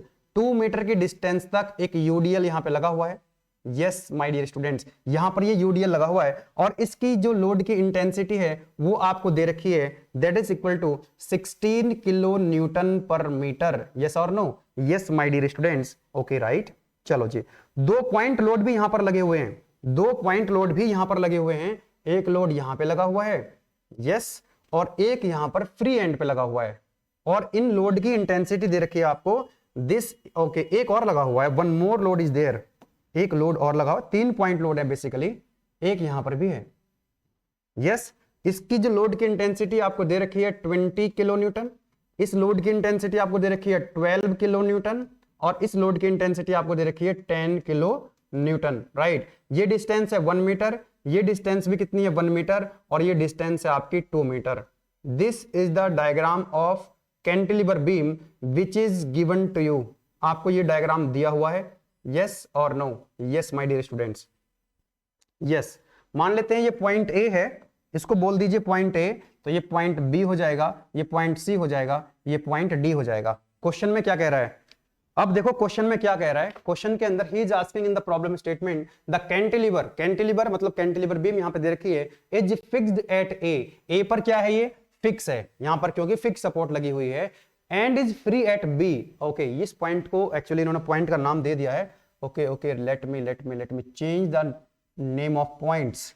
ये पॉइंट बी को फ्री पॉइंट बोल रहा है ना, तो कोई बात नहीं, यहां पर हम बी लिख देंगे, यहां पर सी लिख देंगे और डी लिख देंगे, कोई दिक्कत नहीं है। यस माय डियर स्टूडेंट्स, चलो अब इसको सॉल्व कर लेते हैं जल्दी से। तो determine the reactions when it is loaded as shown in the figure. ये एक लोडेड बीम है जिसको हम कैंटिलीवर बीम के नाम से जानते हैं, और यहां पर कैंटिलीवर बीम उस बीम को कहते हैं जहां पर एक एंड पर फिक्स सपोर्ट लगी रहती है और दूसरा एंड उसका फ्री होता है। ऐसी बीम को हम कैंटिलीवर बीम के नाम से जानते हैं। तो जहां पर सपोर्ट लगी है वहीं तो रिएक्शन आएंगी, जहां पर सपोर्ट लगी है वहीं तो रिएक्शंस आएंगी। तो जब आप इस सपोर्ट को हटाओगे तो रिएक्शंस आ जाएंगी, तो रिएक्शंस को आप दिखा देंगे। तो मैं यहां पर दिखा देता हूं रिएक्शंस को लाइक दिस। अब बताना जरा, ये है आपकी फिक्स सपोर्ट, तो याद आ रहा है आपको, रोलर सपोर्ट पे केवल एक रिएक्शन आई थी वर्टिकल डायरेक्शन में, और हिंज सपोर्ट पे 2 रिएक्शन आई थी, एक हॉरिजॉन्टल डायरेक्शन में और एक वर्टिकल डायरेक्शन में। लेकिन जब फिक्स सपोर्ट की हम बात कर रहे थे तो 3 रिएक्शन आई थी, वर्टिकल डायरेक्शन में भी, हॉरिजॉन्टल डायरेक्शन में भी और एक मोमेंट रिएक्शन भी। तो 3 रिएक्शंस यहां पर डेवलप हो सकती हैं, है ना। एक तो आएगी आपकी हॉरिजॉन्टल डायरेक्शन में, दूसरी आएगी वर्टिकल डायरेक्शन में, यस और नो माय डियर स्टूडेंट्स, और एक आएगा आपका जो है मोमेंट रिएक्शन, यानी कि ऐसे करके आएगा, हम मान लेते हैं एंटी क्लॉकवाइज, क्योंकि ये पॉइंट ए है इसलिए यहां पर हम मोमेंट लिख सकते हैं एम ए। पॉइंट ए पर मोमेंट कितना है M A, and my dear students यहां पर हम इसको लिख सकते हैं आर ए एच। ए पर हॉरिजॉन्टल डायरेक्शन में रिएक्शन कितनी आर ए एच, और आर ए वी मतलब ए पर वर्टिकल डायरेक्शन में रिएक्शन कितनी आर ए बी। तो हमको आर ए एच निकालना है, आर ए वी निकालना है और मोमेंट रिएक्शन निकालनी है, तीनों रिएक्शंस निकालनी है। चलो सॉल्व करते हैं। बहुत ही इंटरेस्टिंग, बहुत ही सिंपल, बहुत ही मजेदार क्वेश्चन हो जाएगा आपका अगर आपने पहले जो कॉन्सेप्ट्स बताए हैं उनको समझ लिया है तो। यस चलो जी, अब एक काम करो, ये जो यहां पर यूडीएल दिया हुआ है ना, ताकि गलती होने के चांस खत्म हो जाएं, पहले इसको ना टोटल लोड में कन्वर्ट कर लो। टोटल लोड में कन्वर्ट कर लो तो टोटल लोड कितना आ जाएगा, यूडीएल की हम बात कर रहे हैं, टोटल लोड, यानी कि इसको पॉइंट लोड में कन्वर्ट करो। यहां पर यूडीएल लगा हुआ है, यस और नो, ए और सी के बीच में क्या लगा हुआ है, यूडीएल लगा हुआ है। कितनी इंटेंसिटी है लोड की, 16 kilo Newton per metre, 16 kilo Newton per metre, okay. और कितनी डिस्टेंस तक लगा हुआ है, 2 मीटर तक लगा हुआ है ना। मैंने बता दिया था आपको कैसे कैलकुलेट करते हैं भाई साहब, इसका एरिया निकाल लो, है ना। तो मीटर से मीटर चला जाएगा तो टोटल लोड आ जाएगा 16 × 2 that is equal to 30 kilonewton. अब यूनिट बन चुकी है किलो न्यूटन, तो इसको आप रिप्रेजेंट करोगे कहां पे, यहां पर, है ना। कहां पे, यहां पे। कितनी डिस्टेंस होगी, ए से कितनी डिस्टेंस होगी, 1 मीटर होगी, और सी से भी कितनी होगी, 1 मीटर। कितना लोड है, this is equal to 30 kilonewton. आपने इस यूडीएल को कन्वर्ट कर लिया है टोटल लोड में, ये भी किलो न्यूटन, ये भी किलो न्यूटन, ये भी किलो न्यूटन। अब कोई दिक्कत वाली बात नहीं है, अब सारे जो है पॉइंट लोड में कन्वर्ट हो चुके हैं। और ये डिस्टेंस कितनी हो जाएगी, this distance will be equal to 1 metre, और ये डिस्टेंस भी कितनी हो जाएगी, 1 metre. Are you getting my point, क्योंकि टोटल 2 मीटर है ना, और मिड में एक्ट करता है, मिड में एक्ट करता है, तो इधर से भी 1 मीटर, उधर से भी 1 मीटर। चलो अब एक काम करो जल्दी से, आप 3 इक्वेशन हमारे पास थी, ये तीनों इक्वेशन का यूज करो, है ना। कौन सी, summation F X equal to 0, summation F Y equal to 0, summation M equal to 0। तो तीनों रिएक्शंस हमारे पास कैलकुलेट होकर के आ जाएंगी। तो हम लिखेंगे summation F X equal to 0, मतलब हॉरिजॉन्टल डायरेक्शन में, हॉरिजॉन्टल डायरेक्शन में जितने भी फोर्सेस हैं, चाहे वो रिएक्शंस हो, चाहे वो लगे हुए लोड हो, सबका अलजेब्रिक सम लिखो। तो कितने लोड देख पा रहे हो यहाँ पे, कोई लोड है, केवल एक रिएक्शन है आर ए एच, और ये राइट वर्ड हमने मान रखी है टूवर्ड्स राइट, तो ये प्लस हो जाएगा R A H. Yes my dear students, okay. और कोई लोड है क्या हॉरिजॉन्टल, क्या यहां पर कोई हॉरिजॉन्टल लोड आपको दिखाई दे रहा है, या कोई इंक्लाइन लोड है जिसका हॉरिजॉन्टल कंपोनेंट आपको मिल जाए, नहीं है ना। सारे के सारे फोर्सेस कैसे हैं, वर्टिकल। तो यहां पर कितना हो जाएगा, R A H equal to 0। तो आर ए एच की वैल्यू आपके पास आ चुकी है, कितनी है, that is equal to 0। Are you getting my point, yes. उसके बाद हम इक्वेशन लिखेंगे क्या, algebraic sum of vertical forces, vertical direction में जो फोर्स उनका सम 0 करो, ओके। तो यहां पर आप देखो वर्टिकल डायरेक्शन में कितना, आर ए बी ऊपर की तरफ है तो इसलिए प्लस, ओके। ऊपर की तरफ फोर्स लिखेंगे प्लस, ऊपर की तरफ फोर्स होंगे प्लस, नीचे की तरफ फोर्स लिखेंगे माइनस। चलो आर ए बी ऊपर है तो प्लस लिखा, नीचे की तरफ कितना है 32, तो माइनस के 32, और नीचे की तरफ डाउनवर्ड कितना है, माइनस के 20, माइनस के 20, और कितना है माइनस के 12, माइनस के 12, और कितना है माइनस के 10, माइनस के 10 इक्वल टू 0। यही तो इक्वेशन लगानी है। तो ये वर्टिकल डायरेक्शन में कितने फोर्स थे, एक रिएक्शन थी ऊपर तो आर ए बी प्लस लिखा, 32, 20, 12 और 10, ये डाउनवर्ड में तो माइनस, और इनका अलजेब्रिक सम कितना होगा, 0। इसको सॉल्व कर लो तो आर ए बी की वैल्यू यहां से आपको मिल जाएगी बहुत ही शानदार तरीके से। कितनी मिल जाएगी, कितना हो जाएगा, देखो 32 और 20 दैट इज 52, 62, 74। यस और no, it is coming out 74 kilonewton, it is coming out 74 kilonewton. Yes my dear students, it is coming out 74 kilonewton, 74 kilonewton. कोई दिक्कत नहीं है, यस और नो। चलो लेकिन एक बात बताओ, अब ये आर ए एच और आर ए बी दोनों परपेंडिकुलर हैं, इनका रिजल्टेंट कैसे बताया था, कैसे कैलकुलेट करते हैं, कैसे कैलकुलेट करते हैं। हालांकि जो रिजल्टेंट है, क्योंकि आर ए एच की तो वैल्यू 0 है, जब आप रिजल्टेंट निकालोगे तो आर ए बी के बराबर ही आएगा। मान लो आर ए एच की कुछ वैल्यू अगर आ जाती, कोई हॉरिजॉन्टल लोड लगा रहता, तो हम कैसे निकालते इन दोनों का रिजल्टेंट, बताया हुआ है ना, कैसे निकालते, आर ए मतलब resultant of both the reactions at A कितना हो जाएगा, आर ए एच का स्क्वायर, आर ए एच का square plus R A V का स्क्वायर, बोलो यस और नो। तो यहां से हमको रिजल्टेंट मिल जाएगा, कितना आ जाएगा, आर एच की वैल्यू कितनी है, 0 का स्क्वायर प्लस ये कितना है 74 का स्क्वायर। तो ये आर ए की वैल्यू 74 ही आ जाएगी, है ना।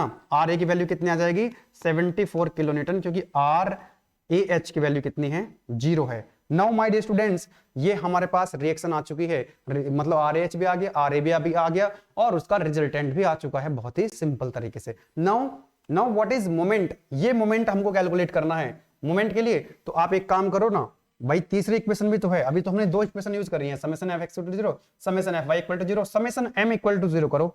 समेशन एम इक्वल टू 0 मतलब मोमेंट का जो एल्जेब्रिक सम है वो भी तो 0 होना चाहिए, मतलब जितना क्लॉकवाइज होगा उतना एंटी क्लॉकवाइज भी होना चाहिए भाई, जितने फोर्स इधर हैं उतने फोर्स ऐसे होने चाहिए, तो आपकी बीम हॉरिजॉन्टली स्टेबल इक्विलिब्रियम रहेगी।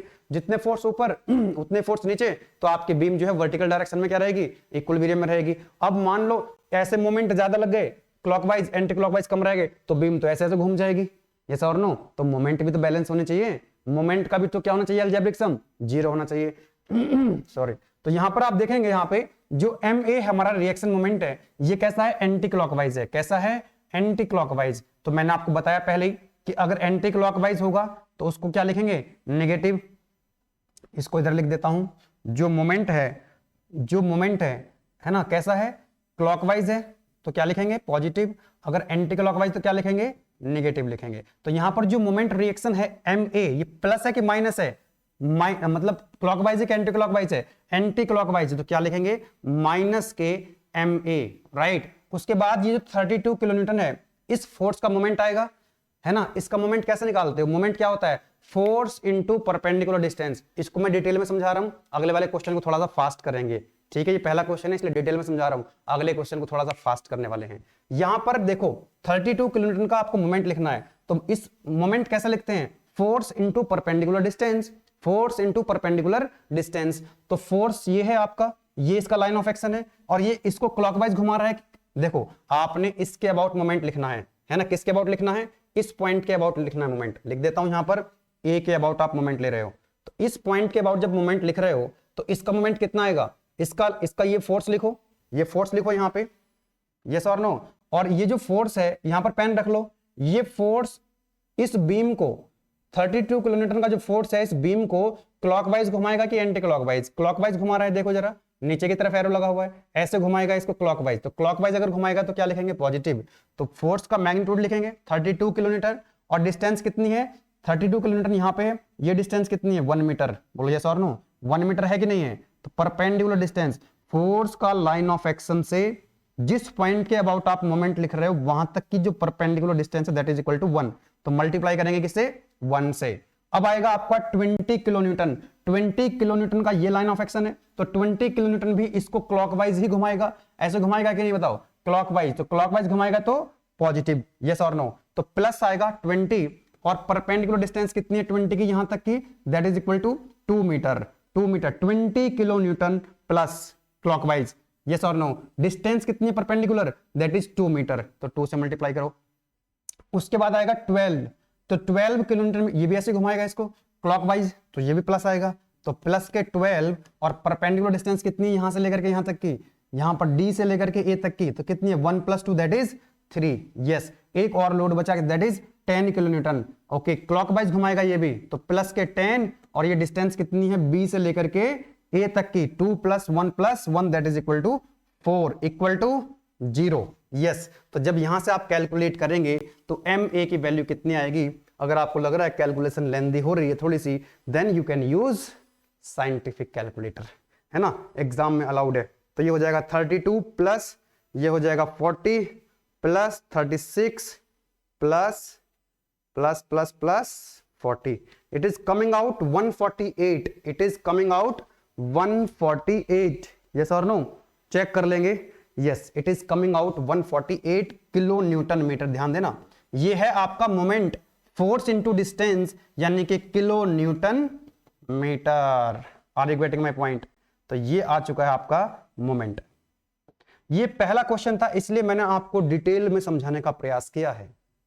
अगले वाले क्वेश्चन को थोड़ा सा फास्ट करेंगे, और यदि आपको लगता है कि स्लो चल रहा है हमारा लेक्चर, तो आपको एप्लीकेशन के अंदर भी और यूट्यूब के अंदर भी। अगर आप यूट्यूब में देख रहे हैं या आप एप्लीकेशन के अंदर देख रहे हैं तो दोनों जगह आपको ऑप्शंस मिल जाते हैं स्पीड को बढ़ाने के, ठीक है ना। तो आप 2 की स्पीड पे, 1.5 की स्पीड पे या 1.25 की स्पीड पे अगर देख सकते हैं, ठीक है। चलो sorry, now move to the next question. बिल्कुल उसी टाइप का क्वेश्चन है, बस एक यहां पर मोमेंट और लगा हुआ है ना। पहले क्या लगा हुआ था, यहां पे देखो पॉइंट लोड लगे हुए थे और यहां पर एक यूडीएल लगा हुआ था। नेक्स्ट वाला जो क्वेश्चन है ये कैंटिलीवर बीम है, आगे भी कैंटिलीवर बीम ही है, लेकिन यहां पर पॉइंट लोड भी लगे हुए हैं, यूडी पॉइंट लोड भी लगा हुआ है, 2 पॉइंट लोड लगे हुए हैं बी पर और यहां पर लगा हुआ है, एक यहां पर यूडीएल भी लगा हुआ है, लेकिन यहां पर एक मोमेंट भी लगा हुआ है, इसलिए थोड़ा सा ये पहले से डिफर हो जाता है ना। चलो सॉल्व करते हैं जल्दी, थोड़ा फास्ट करेंगे इस बार, इसको थोड़ा सा फास्ट लेकर के चलेंगे। क्या कह रहा है क्वेश्चन के अंदर कि compute the reactions developed at support in the cantilever beam as shown in the figure. तो भाई साहब यहीं पे तो सपोर्ट है, कहां पे सपोर्ट लगी हुई है, पॉइंट ए पर। पॉइंट ए पर कौन सपोर्ट लगी हुई है, फिक्स सपोर्ट लगी हुई है। तो कितनी रिएक्शंस आएंगी, 3 रिएक्शंस आ सकती है मैक्सिमम, एक वर्टिकल डायरेक्शन में और एक फिक्स सपोर्ट है, 3 आ सकती हैं, यस और नो। हॉरिजॉन्टल डायरेक्शन में, वर्टिकल डायरेक्शन में, और एक आ सकता है क्या, मोमेंट रिएक्शन, यस और नो। तो मोमेंट रिएक्शन यहां पर दिखाया हुआ भी है, मोमेंट रिएक्शन यहां पर दिखा रखा है, बोलो यस और नो, यस और नो माय डियर स्टूडेंट्स। तो ये एम ए की वैल्यू आपको, एम ए अगर नहीं दिख रहा है तो मैं दोबारा से लिख देता हूं यहां पे। चलो कैलकुलेट करते हैं।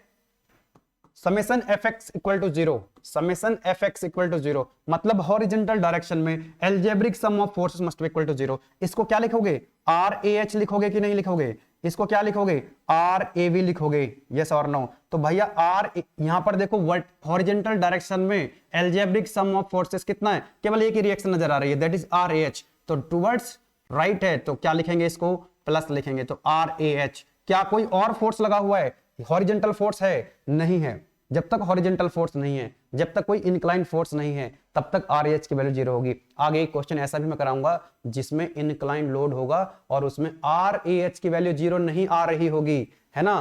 तो हर जितने भी क्वेश्चंस करेंगे थोड़ा सा अंतर रहेगा, वैरायटी है हमारे पास, कोई दिक्कत नहीं है। तो यहां पे फिलहाल जो आर एच की वैल्यू है पहले की तरह इस बार भी 0 मिल जाएगी। नेक्स्ट हम बात करेंगे algebraic sum of vertical forces in Y direction must be equal to 0।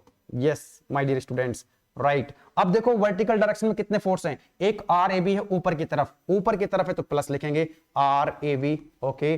Downward direction में, डाउनवर्ड डायरेक्शन में कितने फोर्स हैं, अरे भैया ये तो यूडीएल है, इस यूडीएल को पॉइंट लोड में कन्वर्ट करो, टोटल लोड निकालो जरा, यहां पे निकाल लेते हैं क्या, तो टोटल लोड जल्दी से निकालते हैं। टोटल लोड अब तो कैलकुलेट करना आ चुका है ना, तो कितना है 20 किलोन्यूटन, जितनी लोड की इंटेंसिटी है यानी हाइट, और कितनी डिस्टेंस तक लगा हुआ है, 2 मीटर तक लगा हुआ है। तो 2 मीटर, मीटर से मीटर गया तो कितना आ जाएगा, 40 किलोन्यूटन, 40 किलोन्यूटन। और ये 40 किलोन्यूटन कहां पर एक्ट करेगा, इसके मिड में एक्ट करेगा, 2 मीटर के मिड में एक्ट करेगा, यस और नो। तो यहां पर एक्ट करेगा और ये डिस्टेंस कितनी हो जाएगी, this distance will be equal to 1 metre from both the points, yes और no. Yes my dear students, ये 2 मीटर है तो ये भी कितनी हो जाएगी, 1 मीटर, ये भी कितनी हो जाएगी, 1 मीटर। 2 मीटर तक ये यूडीएल लगा हुआ था और ये टोटल लोड कितना आया था, 40 किलोन्यूटन। तो ये 40 किलोन्यूटन यहां पर एक्ट करेगा और ये कहां पर एक्ट कर रहा होगा, मतलब जितनी लोड, जितने डिस्टेंस तक ये लोड लगा हुआ है उसके मिड में एक्ट करता है। 2 मीटर था, इधर से 1 मीटर, इधर से 1 मीटर, ठीक है। चलो अब इसका क्या लेना है हमको, देखो हम लिखना algebraic sum of vertical force must be equal to 0। तो यहां पर हमने देखा आर ए बी ऊपर की तरफ है तो आर ए बी ऊपर है तो plus, okay, R A B ऊपर की तरफ है तो लिखा प्लस। उसके बाद ये 40 किलोमीटर डाउनवर्ड है तो क्या लिखेंगे, माइनस, डाउनवर्ड डायरेक्शन में है तो क्या लिखेंगे, माइनस के 40 किलोन्यूटन। उसके बाद है 15 डाउनवर्ड है तो माइनस के, ओके। उसके बाद 10 किलोन्यूटन है तो माइनस के 10। इसको मत देख लेना, ये तो न्यूटन किलोन्यूटन मीटर है, मोमेंट है, मोमेंट को फोर्स में मत जोड़ देना, गलती मत कर देना, ये तो मोमेंट है। तो जब मोमेंट की इक्वेशन लिखेंगे तब इसको कंसीडर करेंगे, ठीक है। बस इतना ही था इसमें। आर ए वी की वैल्यू मिल जाएगी आपको यहां से, that will be equal to 40 और 10 50 और 15, नहीं 40 और 10, yes it is coming out 65 kilonewton. बताइए कोई दिक्कत है इसमें, यस और no. Yes my dear students, there is no problem at all. R A V की वैल्यू आ गई तो ये हमारे आंसर हो चुके हैं। आप यहां भी लिख सकते हैं ये हमारा आंसर आ चुका है, ये हमारा आंसर आ चुका है। और अच्छा रहेगा कि आप इस पर रिजल्टेंट निकाल दें, आप इसका क्या निकाल दें, यहां से आप इसका रिजल्टेंट निकाल दीजिए। इन दोनों रिएक्शंस का रिजल्टेंट कितना आएगा, यस और नो? क्या बोलोगे इसको आप लोग? इसको बोलेंगे हम लोग आर ए। क्या बोलोगे? R A. आर ए क्या है? आर ए एच और आर ए बी का रिजल्टेंट है। कैसे निकालते हो? R A that is equal to R A H का स्क्वायर, आर ए एच का square plus R A B का स्क्वायर, कितना आ जाएगा? 0 का स्क्वायर प्लस 65 का स्क्वायर। तो कितना आएगा my dear students? R A की वैल्यू कितनी आ जाएगी? It is coming out 65 kilo Newton. बताओ, कोई दिक्कत नहीं है? बहुत ही शानदार, जबरदस्त। यस माय डियर स्टूडेंट्स, अब बारी है किसकी? मोमेंट कैलकुलेट करने की। पहले की तरह मोमेंट कैलकुलेट करना है। That is very simple, that is very simple my dear students. चलो, मोमेंट कितना है? एंटी क्लॉकवाइज को क्या लिखेंगे? माइनस। तो जो एम ए लगा हुआ है इसकी वैल्यू कैलकुलेट करनी है, तो क्या आ जाएगा? क्या आएगा? Minus M A, because it is anti clockwise, because it is anti clockwise, so that's why it is taking negative. उसके बाद ये 40 किलो न्यूटन है, इसका मोमेंट कितना आएगा? प्लस या माइनस? पहली बात तो ये बताओ, यहां पर आप मोमेंट लिख रहे हो, कहां पे आप मोमेंट लिख रहे हो? यहां पे। ओके, एक मैं इसको पूरा लिख देता हूं कि भाई आपको क्या करना है? Algebraic sum of moment about point A must be equal to 0, कि पॉइंट ए पर, पॉइंट ए के अबाउट मोमेंट कितना होना चाहिए? 0। तो एक तो एम ए है, तो माइनस के एम ए एंटी क्लॉकवाइज। उसके बाद 40 किलो न्यूटन का मोमेंट लेना किसके अबाउट? इस पॉइंट के अबाउट। तो बताओ ये क्लॉकवाइज घुमाएगा ना इसको 40 किलो न्यूटन? यस और नो? घुमाएगा क्लॉकवाइज, तो प्लस कितना? 40। डिस्टेंस कितनी है यहां से लेकर के यहां तक की? इस फोर्स की जिस पॉइंट के अबाउट आप मोमेंट लिख रहे हो, कितनी डिस्टेंस है? 1 मीटर। मल्टीप्लाई करो 1 से। उसके बाद है 15, क्लॉकवाइज घुमाएगा, क्लॉकवाइज घुमाएगा 15, और ये डिस्टेंस कितनी है? 2 और 1 3, 2 + 1 3 इंटू 3। यस, अब यहां पर देखो ये मोमेंट लगा हुआ है, ये क्लॉकवाइज मोमेंट है, ये तो ऑलरेडी मोमेंट है। क्लॉकवाइज तो लिखेंगे प्लस, कितना? 30 किलो न्यूटन मीटर। अब इस 30 में मल्टीप्लाई मत कर देना डिस्टेंस की, कई बच्चे गलती करते हैं। यहां पे लिखेंगे 30 किलो न्यूटन मीटर और डिस्टेंस से मल्टीप्लाई और ठोक देंगे यहां पे। अरे फोर्स का जब आप मोमेंट लिखते हो तभी तो डिस्टेंस से मल्टीप्लाई करते हो, ये तो ऑलरेडी मोमेंट है ना, तो मोमेंट में मोमेंट तो ऐड कर सकते हो, तो ऑलरेडी मोमेंट है, देखो किलो न्यूटन मीटर। अब 30 लिखो प्लस, क्योंकि क्लॉकवाइज है। अब डिस्टेंस से मल्टीप्लाई मत करना, है ना, क्योंकि ये किलो न्यूटन मीटर स्क्वायर हो जाएगा, डिस्टेंस से मल्टीप्लाई नहीं करने का। उसके बाद आया 10 किलो न्यूटन। इस 10 किलो न्यूटन का मोमेंट लिखो इस पॉइंट के अबाउट, तो प्लस आएगा क्योंकि क्लॉकवाइज रोटेट करेगा। यस और नो? प्लस के 10, ये तो फोर्स है, तो डिस्टेंस कितनी हो जाएगी यहां से लेकर के यहां तक की? This is 1 + 1 + 1। यस और नो? तो ये हो गया 3 + 2 दैट इज इंटू 5। इसको सॉल्व कर लो तो यहां से एम ए की वैल्यू आपको मिल रही होगी, and that will be equal to how much? एक और क्वेश्चन करेंगे, प्रैक्टिस के लिए क्वेश्चन दूंगा अभी आपको। तो ये कितना हो जाएगा आपका? दिस इज 40 प्लस कितना? 45, okay, plus 30 plus 50, it is coming out 165। कितना आ रहा है? It is coming out 165। Calculation एक बार चेक करेंगे। Yes, it is coming out 165, और यूनिट क्या हो जाएगी? That is kilo Newton metre. Yes my dear students, answer आ चुका है आपका। इस तरह से आप क्वेश्चंस को सॉल्व कर सकते हैं। एक्चुअली मैं आपको एक एक पॉइंट को एक्सप्लेन करने का प्रयास कर रहा हूं, ताकि जब आप प्रैक्टिस क्वेश्चन करो तो गलती ना करो, है ना। इसलिए थोड़ा हो सकता है समय लगे। अगर मैं इसको क्वेश्चन को खुद से सॉल्व करूं तो इट विल टेक हार्डली 1 से 2 मिनट लगेंगे क्वेश्चन को सॉल्व करने में। और जब आपको प्रैक्टिस हो जाएगी ना क्वेश्चन को सॉल्व करने की, तो you will also take 1 to 2 minutes only. एक बार आपको अगर प्रैक्टिस हो जाएगी तो हो सकता है कि जब आप शुरुआत में प्रैक्टिस करो, शुरुआत में तो आपसे गलती हो, कई बार आपको यूनिट की गलती होगी, कई बार आपसे कैलकुलेशन मिस्टेक होंगी, कई बार आप इक्वेशन को गलत लगाओगे, लेकिन बार बार प्रैक्टिस करने से ये गलती होनी बंद हो जाएंगी, है ना। चलो चलो जी, आगे बढ़ा जाए। तो 2 क्वेश्चन हमारे हो गए, राइट। दोनों कैंटिलीवर के क्वेश्चन थे, कैंटिलीवर बीम के, है ना। यहां पर पॉइंट लोड लगे हुए थे और यूडीएल, दूसरे में पॉइंट लोड थे, यूडीएल भी था और मोमेंट भी लगा हुआ था। नेक्स्ट वाला जो क्वेश्चन है, this is for this is for you, it is practice question. Determine the reactions at support when it is loaded as shown in the figure. तो again it is what? A cantilever beam.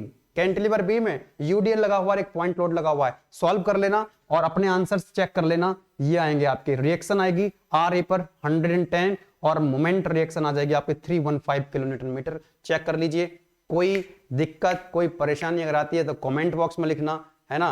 चलो, application में अगर आप पढ़ रहे हो तो application में लिखना, आई विल रिप्लाई। ओके, चलो नेक्स्ट वाला जो क्वेश्चन है, ये भी ऐसा ही क्वेश्चन है कैंटिलीवर का। तो इस बार पॉइंट लोड लगा हुआ है और मोमेंट लगा हुआ है और एक लोड नीचे से ऊपर की तरफ लगा हुआ है। वही 3 इक्वेशंस लगानी है, उसी का बस ध्यान रखना है है ना। ऐसे फोर्स लगे होंगे तो प्लस करना, ऐसे लगे होंगे तो माइनस करना, सबको जोड़ जाड़ के 0 के बराबर कर देना, है ना। ऊपर की तरफ फोर्स है तो प्लस लिखना, नीचे की तरफ है तो माइनस लिखना, सबको जोड़ जाड़ के बराबर कर देना। और मोमेंट जो है किसी पॉइंट के अबाउट, इस पॉइंट के अबाउट मोमेंट लिखना, 0 के बराबर कर देना, ठीक है। अपने आप आंसर आ जाएगा। आंसर मैंने लिख दिए हैं ताकि आपको सॉल्व करने के बाद अगर आपके आंसर मैच कर जाते हैं तो आपका कॉन्फिडेंस क्या होगा, हाई होगा। चलो एक और क्वेश्चन मैं यहां पर सॉल्व कर रहा हूं, उसके बाद अपनी क्लास को बाइंड अप करेंगे, ठीक है। थोड़ा सा अलग क्वेश्चन है क्योंकि इस बार यूवीएल भी लगा हुआ है ना। खतरनाक लोड होता है ये वाला यूवीएल। अभी तक हमने पॉइंट लोड को डील कर लिया है, अभी तक हम लोगों ने यूडीएल को डील कर लिया है, मोमेंट को डील कर लिया है। Now we are going to deal with UVL, that is uniformly varying load, है ना। और यहां पर देखो जो लोड लगा हुआ है ना, इस बार इनक्लाइंड लोड लगा हुआ है। अभी तक जो लोड थे सारे के सारे वर्टिकल लोड थे, इस बार इनक्लाइंड भी है और मोमेंट लगा हुआ है ना। अच्छा क्वेश्चन है, अच्छा क्वेश्चन है। करें इसको सॉल्व, चलो सॉल्व करते हैं। राइट तो सबसे पहले एक काम करो, इसका जो आपको दिखाई दे रहा है कि ट्रायंगल, यस और नो, एक बार मैं चेक कर लेता हूं। डायग्राम क्लियर है क्या? Yes it is clear, it is very clear. Okay right, अब ये जो ट्रायंगल है, इस ट्रायंगल की जो लोड की इंटेंसिटी दे रखी है कितनी है, 5 किलो न्यूटन पर मीटर, और कितने डिस्टेंस तक ये लोड लगा हुआ है, 2 मीटर तक। तो टोटल लोड तो हम कैलकुलेट कर ही सकते हैं ना। अरे बताओ टोटल लोड कैसे आएगा? इसका एरिया निकालो, half into base into height. Base कितना है, 2 मीटर, 2 मीटर तक ये लोड लगा हुआ है, और ये हाइट कितनी दे रखी है आपको, that is 5 kilo Newton per metre. Load की इंटेंसिटी कितनी है, 5 kilo Newton per metre. UVL के ट्रायंगल होता है, इसमें हम क्या करते हैं, ट्रायंगल का एरिया निकालते हैं। तो मीटर से मीटर चला जाता है, 2 से 2 चला जाएगा, तो ये बचेगा 5 किलो न्यूटन, है ना। तो 5 किलो न्यूटन आपको मिल गया लोड, और ये कहां पर एक्ट करेगा, मिड में एक्ट तो नहीं करेगा इस बार, कहां पे एक्ट करेगा, यस माय डियर स्टूडेंट्स, ये यहां पर कहीं एक्ट करने वाला है। तो यहां पर मैं दिखा देता हूं इसको लाइक दिस। कितना है, कितना है, this is equal to 5 kilo newton. और डिस्टेंस कितनी हो जाएगी, डिस्टेंस भी लिख दे, यहां पे डिस्टेंस भी लिख देते हैं कि भाई साहब ये एक्ट कहां कर रहा होगा। ये टोटल डिस्टेंस कितनी है, 2 मीटर। तो यहां से ये डिस्टेंस कितनी हो जाएगी, 1/3 ऑफ टोटल लेंथ। तो 1/3 किसका आएगा, 2 मीटर का। तो 1/3 मैं लिख देता हूं यहां पे, फ्रॉम, आपको एग्जाम में लिखने की जरूरत नहीं है, मैं समझा रहा हूं ताकि आपको और प्रॉब्लम करने में दिक्कत ना आए। फ्रॉम पॉइंट ए, इसको मान लेते हैं पॉइंट बी। तो फ्रॉम पॉइंट ए, इस 5 किलोमीटर जो टोटल लोड निकाला है, इसकी लोकेशन क्या होगी, ए से 1, फ्रॉम पॉइंट ए कितनी लोग क्या लोकेशन होगी, ए से होगी 1/3 किसका, 2 का। तो 1/3 इंटू 2 यानी कि 2/3 मीटर। तो ये आ जाएगा आपका 2/3 मीटर। बोलो यस और नो, 2 का 1/3। तो डेफिनेटली इधर से कितना हो जाएगा आपका, ये डिस्टेंस कितनी हो जाएगी, ये डिस्टेंस कितनी हो जाएगी, from point B 5 kilo Newton की लोकेशन होगी, 2/3 into 2 that is equal to 4/3 metre. This is equal to 4/3 metre. जरूरत पड़ेगी तो हम इसको आगे यूज करेंगे। ओके राइट, अब यहां पर आप देखो 20 किलो न्यूटन का जो लोड है, ना तो ये वर्टिकल है और ना ही ये हॉरिजेंटल है, और हमारे पास इक्वेशंस तो हॉरिजेंटल के लिए हैं, एक्स डायरेक्शन के लिए हैं, या फिर वर्टिकल डायरेक्शन वाई डायरेक्शन के लिए हैं। ना तो ये जो लोड लगा है ये भाई साहब ना तो हॉरिजेंटल डायरेक्शन में है, ना ही ये वर्टिकल डायरेक्शन में है। तो कैसे काम चलेगा, पहले इसको हॉरिजेंटल में और वर्टिकल में रिजॉल्व करो, है ना। तो ये एंगल हमको पता नहीं है, ये एंगल हमको नहीं पता है, कोई दिक्कत नहीं है। इसको आप मान लो कितना एंगल है, इस एंगल को आप थीटा मान लीजिए। कितना एंगल है ये, दिस एंगल इज थीटा। अब तो आप इसको रिजॉल्व कर ही सकते हैं, अब तो आप रिजॉल्व कर पाओगे इसको। ये एंगल थीटा है, तो भाई साहब ये हो जाएगा आपका, एक कंपोनेंट ये आएगा इसका, और दूसरा कंपोनेंट इसका ये आ जाएगा, है ना। कितना आएगा ये कंपोनेंट, ये कंपोनेंट आ जाएगा आपका 20 cos थीटा, और ये आ जाएगा 20 sin थीटा। अब ये जो 20 किलो न्यूटन था, इसको हमने वर्टिकल में रिजॉल्व किया, तो 20 sin थीटा, और हॉरिजेंटल में कितना आ गया, 20 cos थीटा। नो प्रॉब्लम, यहां पर एक मोमेंट लगा हुआ है, कोई दिक्कत वाली बात नहीं है। ओके, अब यहां पर cos थीटा और sin थीटा की जरूरत पड़ने वाली है, तो लिख लेते हैं इसको कि cos थीटा की वैल्यू कितनी आएगी। बहुत ही सिंपल है, what is the value of cos theta and what is the value of sin theta, क्योंकि जरूरत पड़ेगी इसकी। तो यहां पर आप ध्यान से अगर देखें, तो यहां पर आपको ध्यान से अगर देखें, ओके ये दब गया यहां पे, तो मैं इसको एक बार यहां से हटा देता हूं। यस, तो आप देख पा रहे हैं ये डायमेंशन जो है, ये मैं दिखा देता हूं, दिस इज 20 cos थीटा। यहां पर आप देखेंगे ये 4 है और ये 3 है। तो यहां पर मैं कुछ अलग से लिख के दिखा देता हूं, ऐसे करके कुछ दिया हुआ है क्या? यस माय डियर स्टूडेंट्स, ये है आपका ऐसे, ये ट्रायंगल दिया हुआ ना डायमेंशन, ये आपको दे रखा है कितना 3, और ये कितना दे रखा है आपको 4। ये 3 है, ये 4 है, तो ये कितना आ जाएगा 5, और ये एंगल कितना दिया हुआ आपको थीटा। तो यहां से आप मुझे बता सकते हैं cos थीटा कितना हो जाएगा? What is cos theta? That is base upon hypotenuse. तो बेस कितना है 4 और हाइपोटेन्यूज है कितना 5, है ना। जब ये 3 है ये 4 है तो 5 हो जाएगा ना, पता है आप लोगों को। तो साइन थीटा कितना हो जाएगा? परपेंडिकुलर अपॉन बेस, परपेंडिकुलर कितना 3 और सॉरी परपेंडिकुलर अपॉन हाइपोटेन्यूज, तो 3/5। तो यहां से आपको साइन थीटा और कॉस थीटा की वैल्यू पता लग जाएंगे। बहुत ही बेसिक सी बात है, बहुत ही बेसिक सी बात है। चलो आ जाओ। यस माय डियर स्टूडेंट्स, थोड़ा सा डिफरेंट है पहले से। तो यहां से हम क्या लिखेंगे? Algebraic sum of forces in X direction must be equal to 0। अब देखो यहां पर जो रिएक्शंस हैं, अरे रिएक्शंस तो दिखाओ, रिएक्शंस तो दिखाओ सर।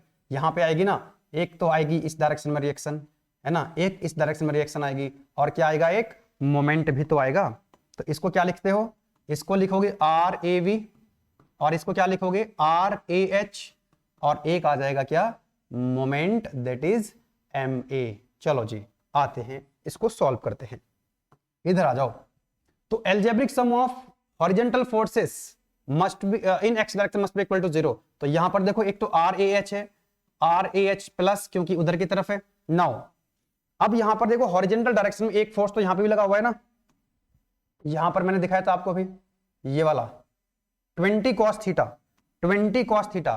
तो ये भी इधर की तरफ है, ये भी तो इधर की तरफ है, तो माइनस आएगा कि प्लस आएगा? ये भी प्लस आएगा। कितना? 20 cos theta. Yes my dear students, इनका एल्जेब्रिक सम कितना होगा? 0, और तो कोई हॉरिजॉन्टल फोर्स है नहीं। तो यहां से आपको मिल जाएगा RAH, RAH की वैल्यू आ जाएगी माइनस के 20 cos थीटा, माइनस के 20 cos थीटा की वैल्यू कितनी है? That is equal to 4/5। तो 4/5, सो RAH की वैल्यू यहां से मेरे को मिल जाएगी 5 4 4 16 माइनस के 16 किलो न्यूटन। कितना आया? माइनस के 16 किलो न्यूटन। अब ये माइनस में वैल्यू आ रही है, इसका मतलब क्या हुआ? कि हमने रिएक्शन जो इधर RAH मान रखी है, ये रिएक्शन की डायरेक्शन इधर ना हो करके इधर आएगी। हमने डायरेक्शन जो मानी है, ध्यान देना, RAH हो, RAV हो, मोमेंट हो, जो डायरेक्शन हमने मान ली है उसके हिसाब से हम आगे जब प्रॉब्लम को सॉल्व करते हैं, अगर हमारा आंसर पॉजिटिव आ रहा है, इसका मतलब वो रिएक्शन उसी डायरेक्शन में है जिस डायरेक्शन में हमने एज्यूम करी थी, जिस डायरेक्शन में हमने मान लिया था उसको। अगर उसकी वैल्यू आती है नेगेटिव, इसका मतलब जिस डायरेक्शन में हमने एज्यूम किया था वो उसके अपोजिट डायरेक्शन में है, ये मतलब है नेगेटिव का। इसका मतलब जो RAH इधर की तरफ है ना, जो, और ये आ रही हमारी नेगेटिव, इसका मतलब हम ये लिख सकते हैं यहां से कि जो RAH की वैल्यू है ना, ये जो नेगेटिव आई है, that is equal to 16 kilo newton. इसका मतलब ये टुवर्ड्स लेफ्ट की तरफ लगी हुई है। किधर है? टुवर्ड्स लेफ्ट है ये रिएक्शन, टुवर्ड्स लेफ्ट, है ना। तो ये हो गया हमारा क्या? आंसर। कोई दिक्कत वाली बात नहीं है। चलो आगे सॉल्व करते हैं। नेक्स्ट क्या पूछ रहा है आपसे? RAV कितना होगा? Algebraic sum of vertical forces in Y direction must be equal to 0। तो यहां पर RAV अपवर्ड डायरेक्शन में है तो प्लस, उसके बाद माइनस आएगा नीचे, क्योंकि ये 5, देखो यूवीएल को हमने किस में कन्वर्ट कर लिया था? पॉइंट लोड में। कितना था? 5 किलो न्यूटन, तो माइनस के 5 किलो न्यूटन। उसके बाद यहां पे देखो वर्टिकल डायरेक्शन में 20 का जो वर्टिकल वाला कंपोनेंट है 20 sin थीटा, प्लस और माइनस, माइनस के 20 sin थीटा, राइट। और कोई यहां पर फोर्स नहीं है वर्टिकल डायरेक्शन में, इतना ही है। तो ये हो जाएगा आपका RAB equal to 5 plus 20 sin theta. sin theta कितना है? That is 3/5। तो माय डियर स्टूडेंट्स, यहां से मेरे को RAV की वैल्यू मिल जाएगी and it will be equal to, ये आ जाएगा 5 4 या 12 और 5 17, 17 किलो न्यूटन RAV की वैल्यू आ चुकी है। यस और नो? RAV की वैल्यू अपने पास आ चुकी है। इनका रिजल्टेंट निकाल लेते हैं। तो RA का रिजल्टेंट कैसे निकालते हो? यहां पे आएगा कि नहीं? यस और no? Hello everyone, come on. Yes, इसका रिजल्टेंट आएगा यहां पे। तो ये कितना होता है? That is RA। तो RA की वैल्यू निकाल लेते हैं, दोनों 90 डिग्री पे हैं। तो आपका आ जाएगा RA is equal to square root RAH square. एक सेकेंड, हैंग हो रहा है क्या? यस, RA की वैल्यू कितनी आएगी? एक सेकेंड, क्यों भाग रहा है भाई? क्यों नाराज हो रहा है? R A equal to R A H square, R A H का square, yes, R A V square. एक सेकेंड रुकना, थोड़ा सा दिक्कत हो रही है, मैं जो लिख रहा हूं गायब हो रहा है, थोड़ा रुकना, थोड़ा सा वेट करेंगे, सिस्टम हमारा नाराज चल रहा है। चलो लिखें R A V square, yes my dear students, value put करो। आर ए एच की वैल्यू कितनी है? 16। अरे यार, आर ए एच की वैल्यू कितनी है? 16 का स्क्वायर, यस, प्लस 17 का स्क्वायर। क्या हो गया? एक सेकेंड वेट करना, 17 का स्क्वायर अपने आप गायब हो रहा है, तो यहां से आप सॉल्व कर लेंगे तो आर ए की वैल्यू आपको मिल जाएगी। Let me use the calculator. 16 का स्क्वायर प्लस 17 का स्क्वायर, इसका ले लेंगे square root, it is coming out 23.34, 23.34 kilo newton. ये आपका आंसर आ जाएगा। जो रिजल्टेंट रिएक्शन आएगी that is coming out 23.34, that is your answer. Okay, so अब क्या बचा आपका? Moment reaction. तो मोमेंट रिएक्शन ले लो, नो प्रॉब्लम, नो प्रॉब्लम, है ना। तो कितना आएगा? Algebraic sum of moment about point A must be equal to 0। तो क्या लिखोगे? माइनस के एम ए, क्योंकि ये एंटी क्लॉकवाइज है। अगर ये प्लस में वैल्यू आ जाती है इसकी, जब हम पहले भी प्रॉब्लम को सॉल्व करे थे ना, जब हमने ये वैल्यू सॉल्व करी थी ना, यहां से ध्यान देना, एम ए की वैल्यू कितनी आई थी? पॉजिटिव आई थी। इसका मतलब हमने जो डायरेक्शन मानी थी एंटी क्लॉकवाइज वो सही है, यस और नो। यहां इससे पहले भी एम ए की वैल्यू कितनी आई थी? मोमेंट कितना आया था? पॉजिटिव आया था। इसका मतलब हमने जो डायरेक्शन मान रखी थी उसी डायरेक्शन में मोमेंट लगा हुआ है।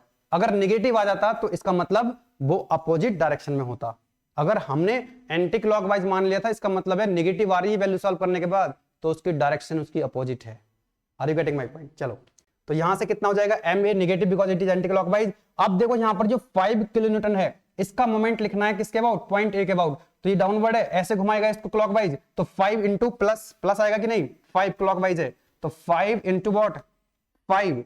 डिस्टेंस कितनी है परपेंडिकुलर? यहां से लेकर यहां तक 2/3, तो मल्टीप्लाई करेंगे किससे? 2/3 से। ओके, उसके बाद है यहां पर 20 साइन थीटा, प्लस आएगा 20 साइन थीटा। इस 20 साइन थीटा की डिस्टेंस कितनी हो जाएगी? 2 + 2 that is 4 metre, right.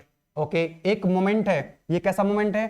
Clockwise, तो प्लस कर देंगे ऐड, और ये मोमेंट है ऑलरेडी। अब इसमें 15 किलो न्यूटन मीटर, ये ऑलरेडी मोमेंट है, इसको मत इसमें इसकी साथ डिस्टेंस की मल्टीप्लाई मत कर देना, ठीक है। बस इसको सॉल्व कर लीजिए, तो यहां से आपको एम ए की वैल्यू मिल जाएगी। कितनी आएगी? साइन थीटा की वैल्यू वहां से रखेंगे 3/5, तो ये हो जाएगा आपका 5, 10, 10/3 प्लस 20 इंटू साइन थीटा कितना है? 3/5, okay, and plus 15, it is coming out 30.33। Let me check the calculation. No, it is not 30.33। Check करें एक बार कैलकुलेशन, कहीं गलत तो नहीं हुआ है, एक बार चेक कर लेते हैं। तो ये होगा हमारा 5 इंटू कितना है? 2.3, 2/3, ओके, ठीक है, ठीक है। इधर से 2/3 होता है कि 1/3 होता है? गलत लिखा है क्या? 1/3, 2/3, ठीक तो है। 1/3 इंटू 12, तो 2/3 हो गया, बिल्कुल ठीक है। तो 5 into 2/3, okay, 20 sine theta into 4, 20 sine theta into 4, बिल्कुल ठीक है, 20 साइन थीटा इंटू 4 और plus 15। Let me check it again, calculation में कुछ गड़बड़ हुआ है। साइन थीटा कितना है अपना?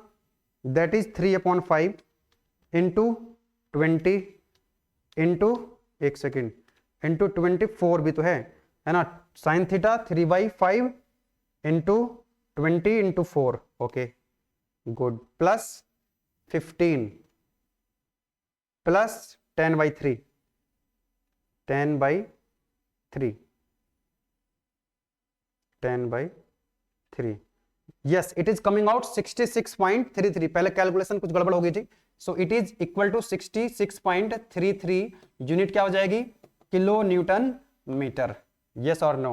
Yes my dear students, it is your final answer, it is your final answer. अब देखो ma की वैल्यू कैसे आ रही है, पॉजिटिव आ रही है। इसका मतलब ये हुआ है, इसका मतलब ये हुआ है कि हमने जो डायरेक्शन मान रखी थी ये डायरेक्शन हमारी सही है, मतलब इसी डायरेक्शन में मूवमेंट है। अगर मान लो ये वैल्यू कैसे आ जाती नेगेटिव, तो इसका मतलब ये एंटी क्लॉकवाइज ना होकर के क्लॉकवाइज होता है ना। तो आप कुछ भी डायरेक्शन मान सकते हैं, इसमें कोई दिक्कत वाली बात नहीं है।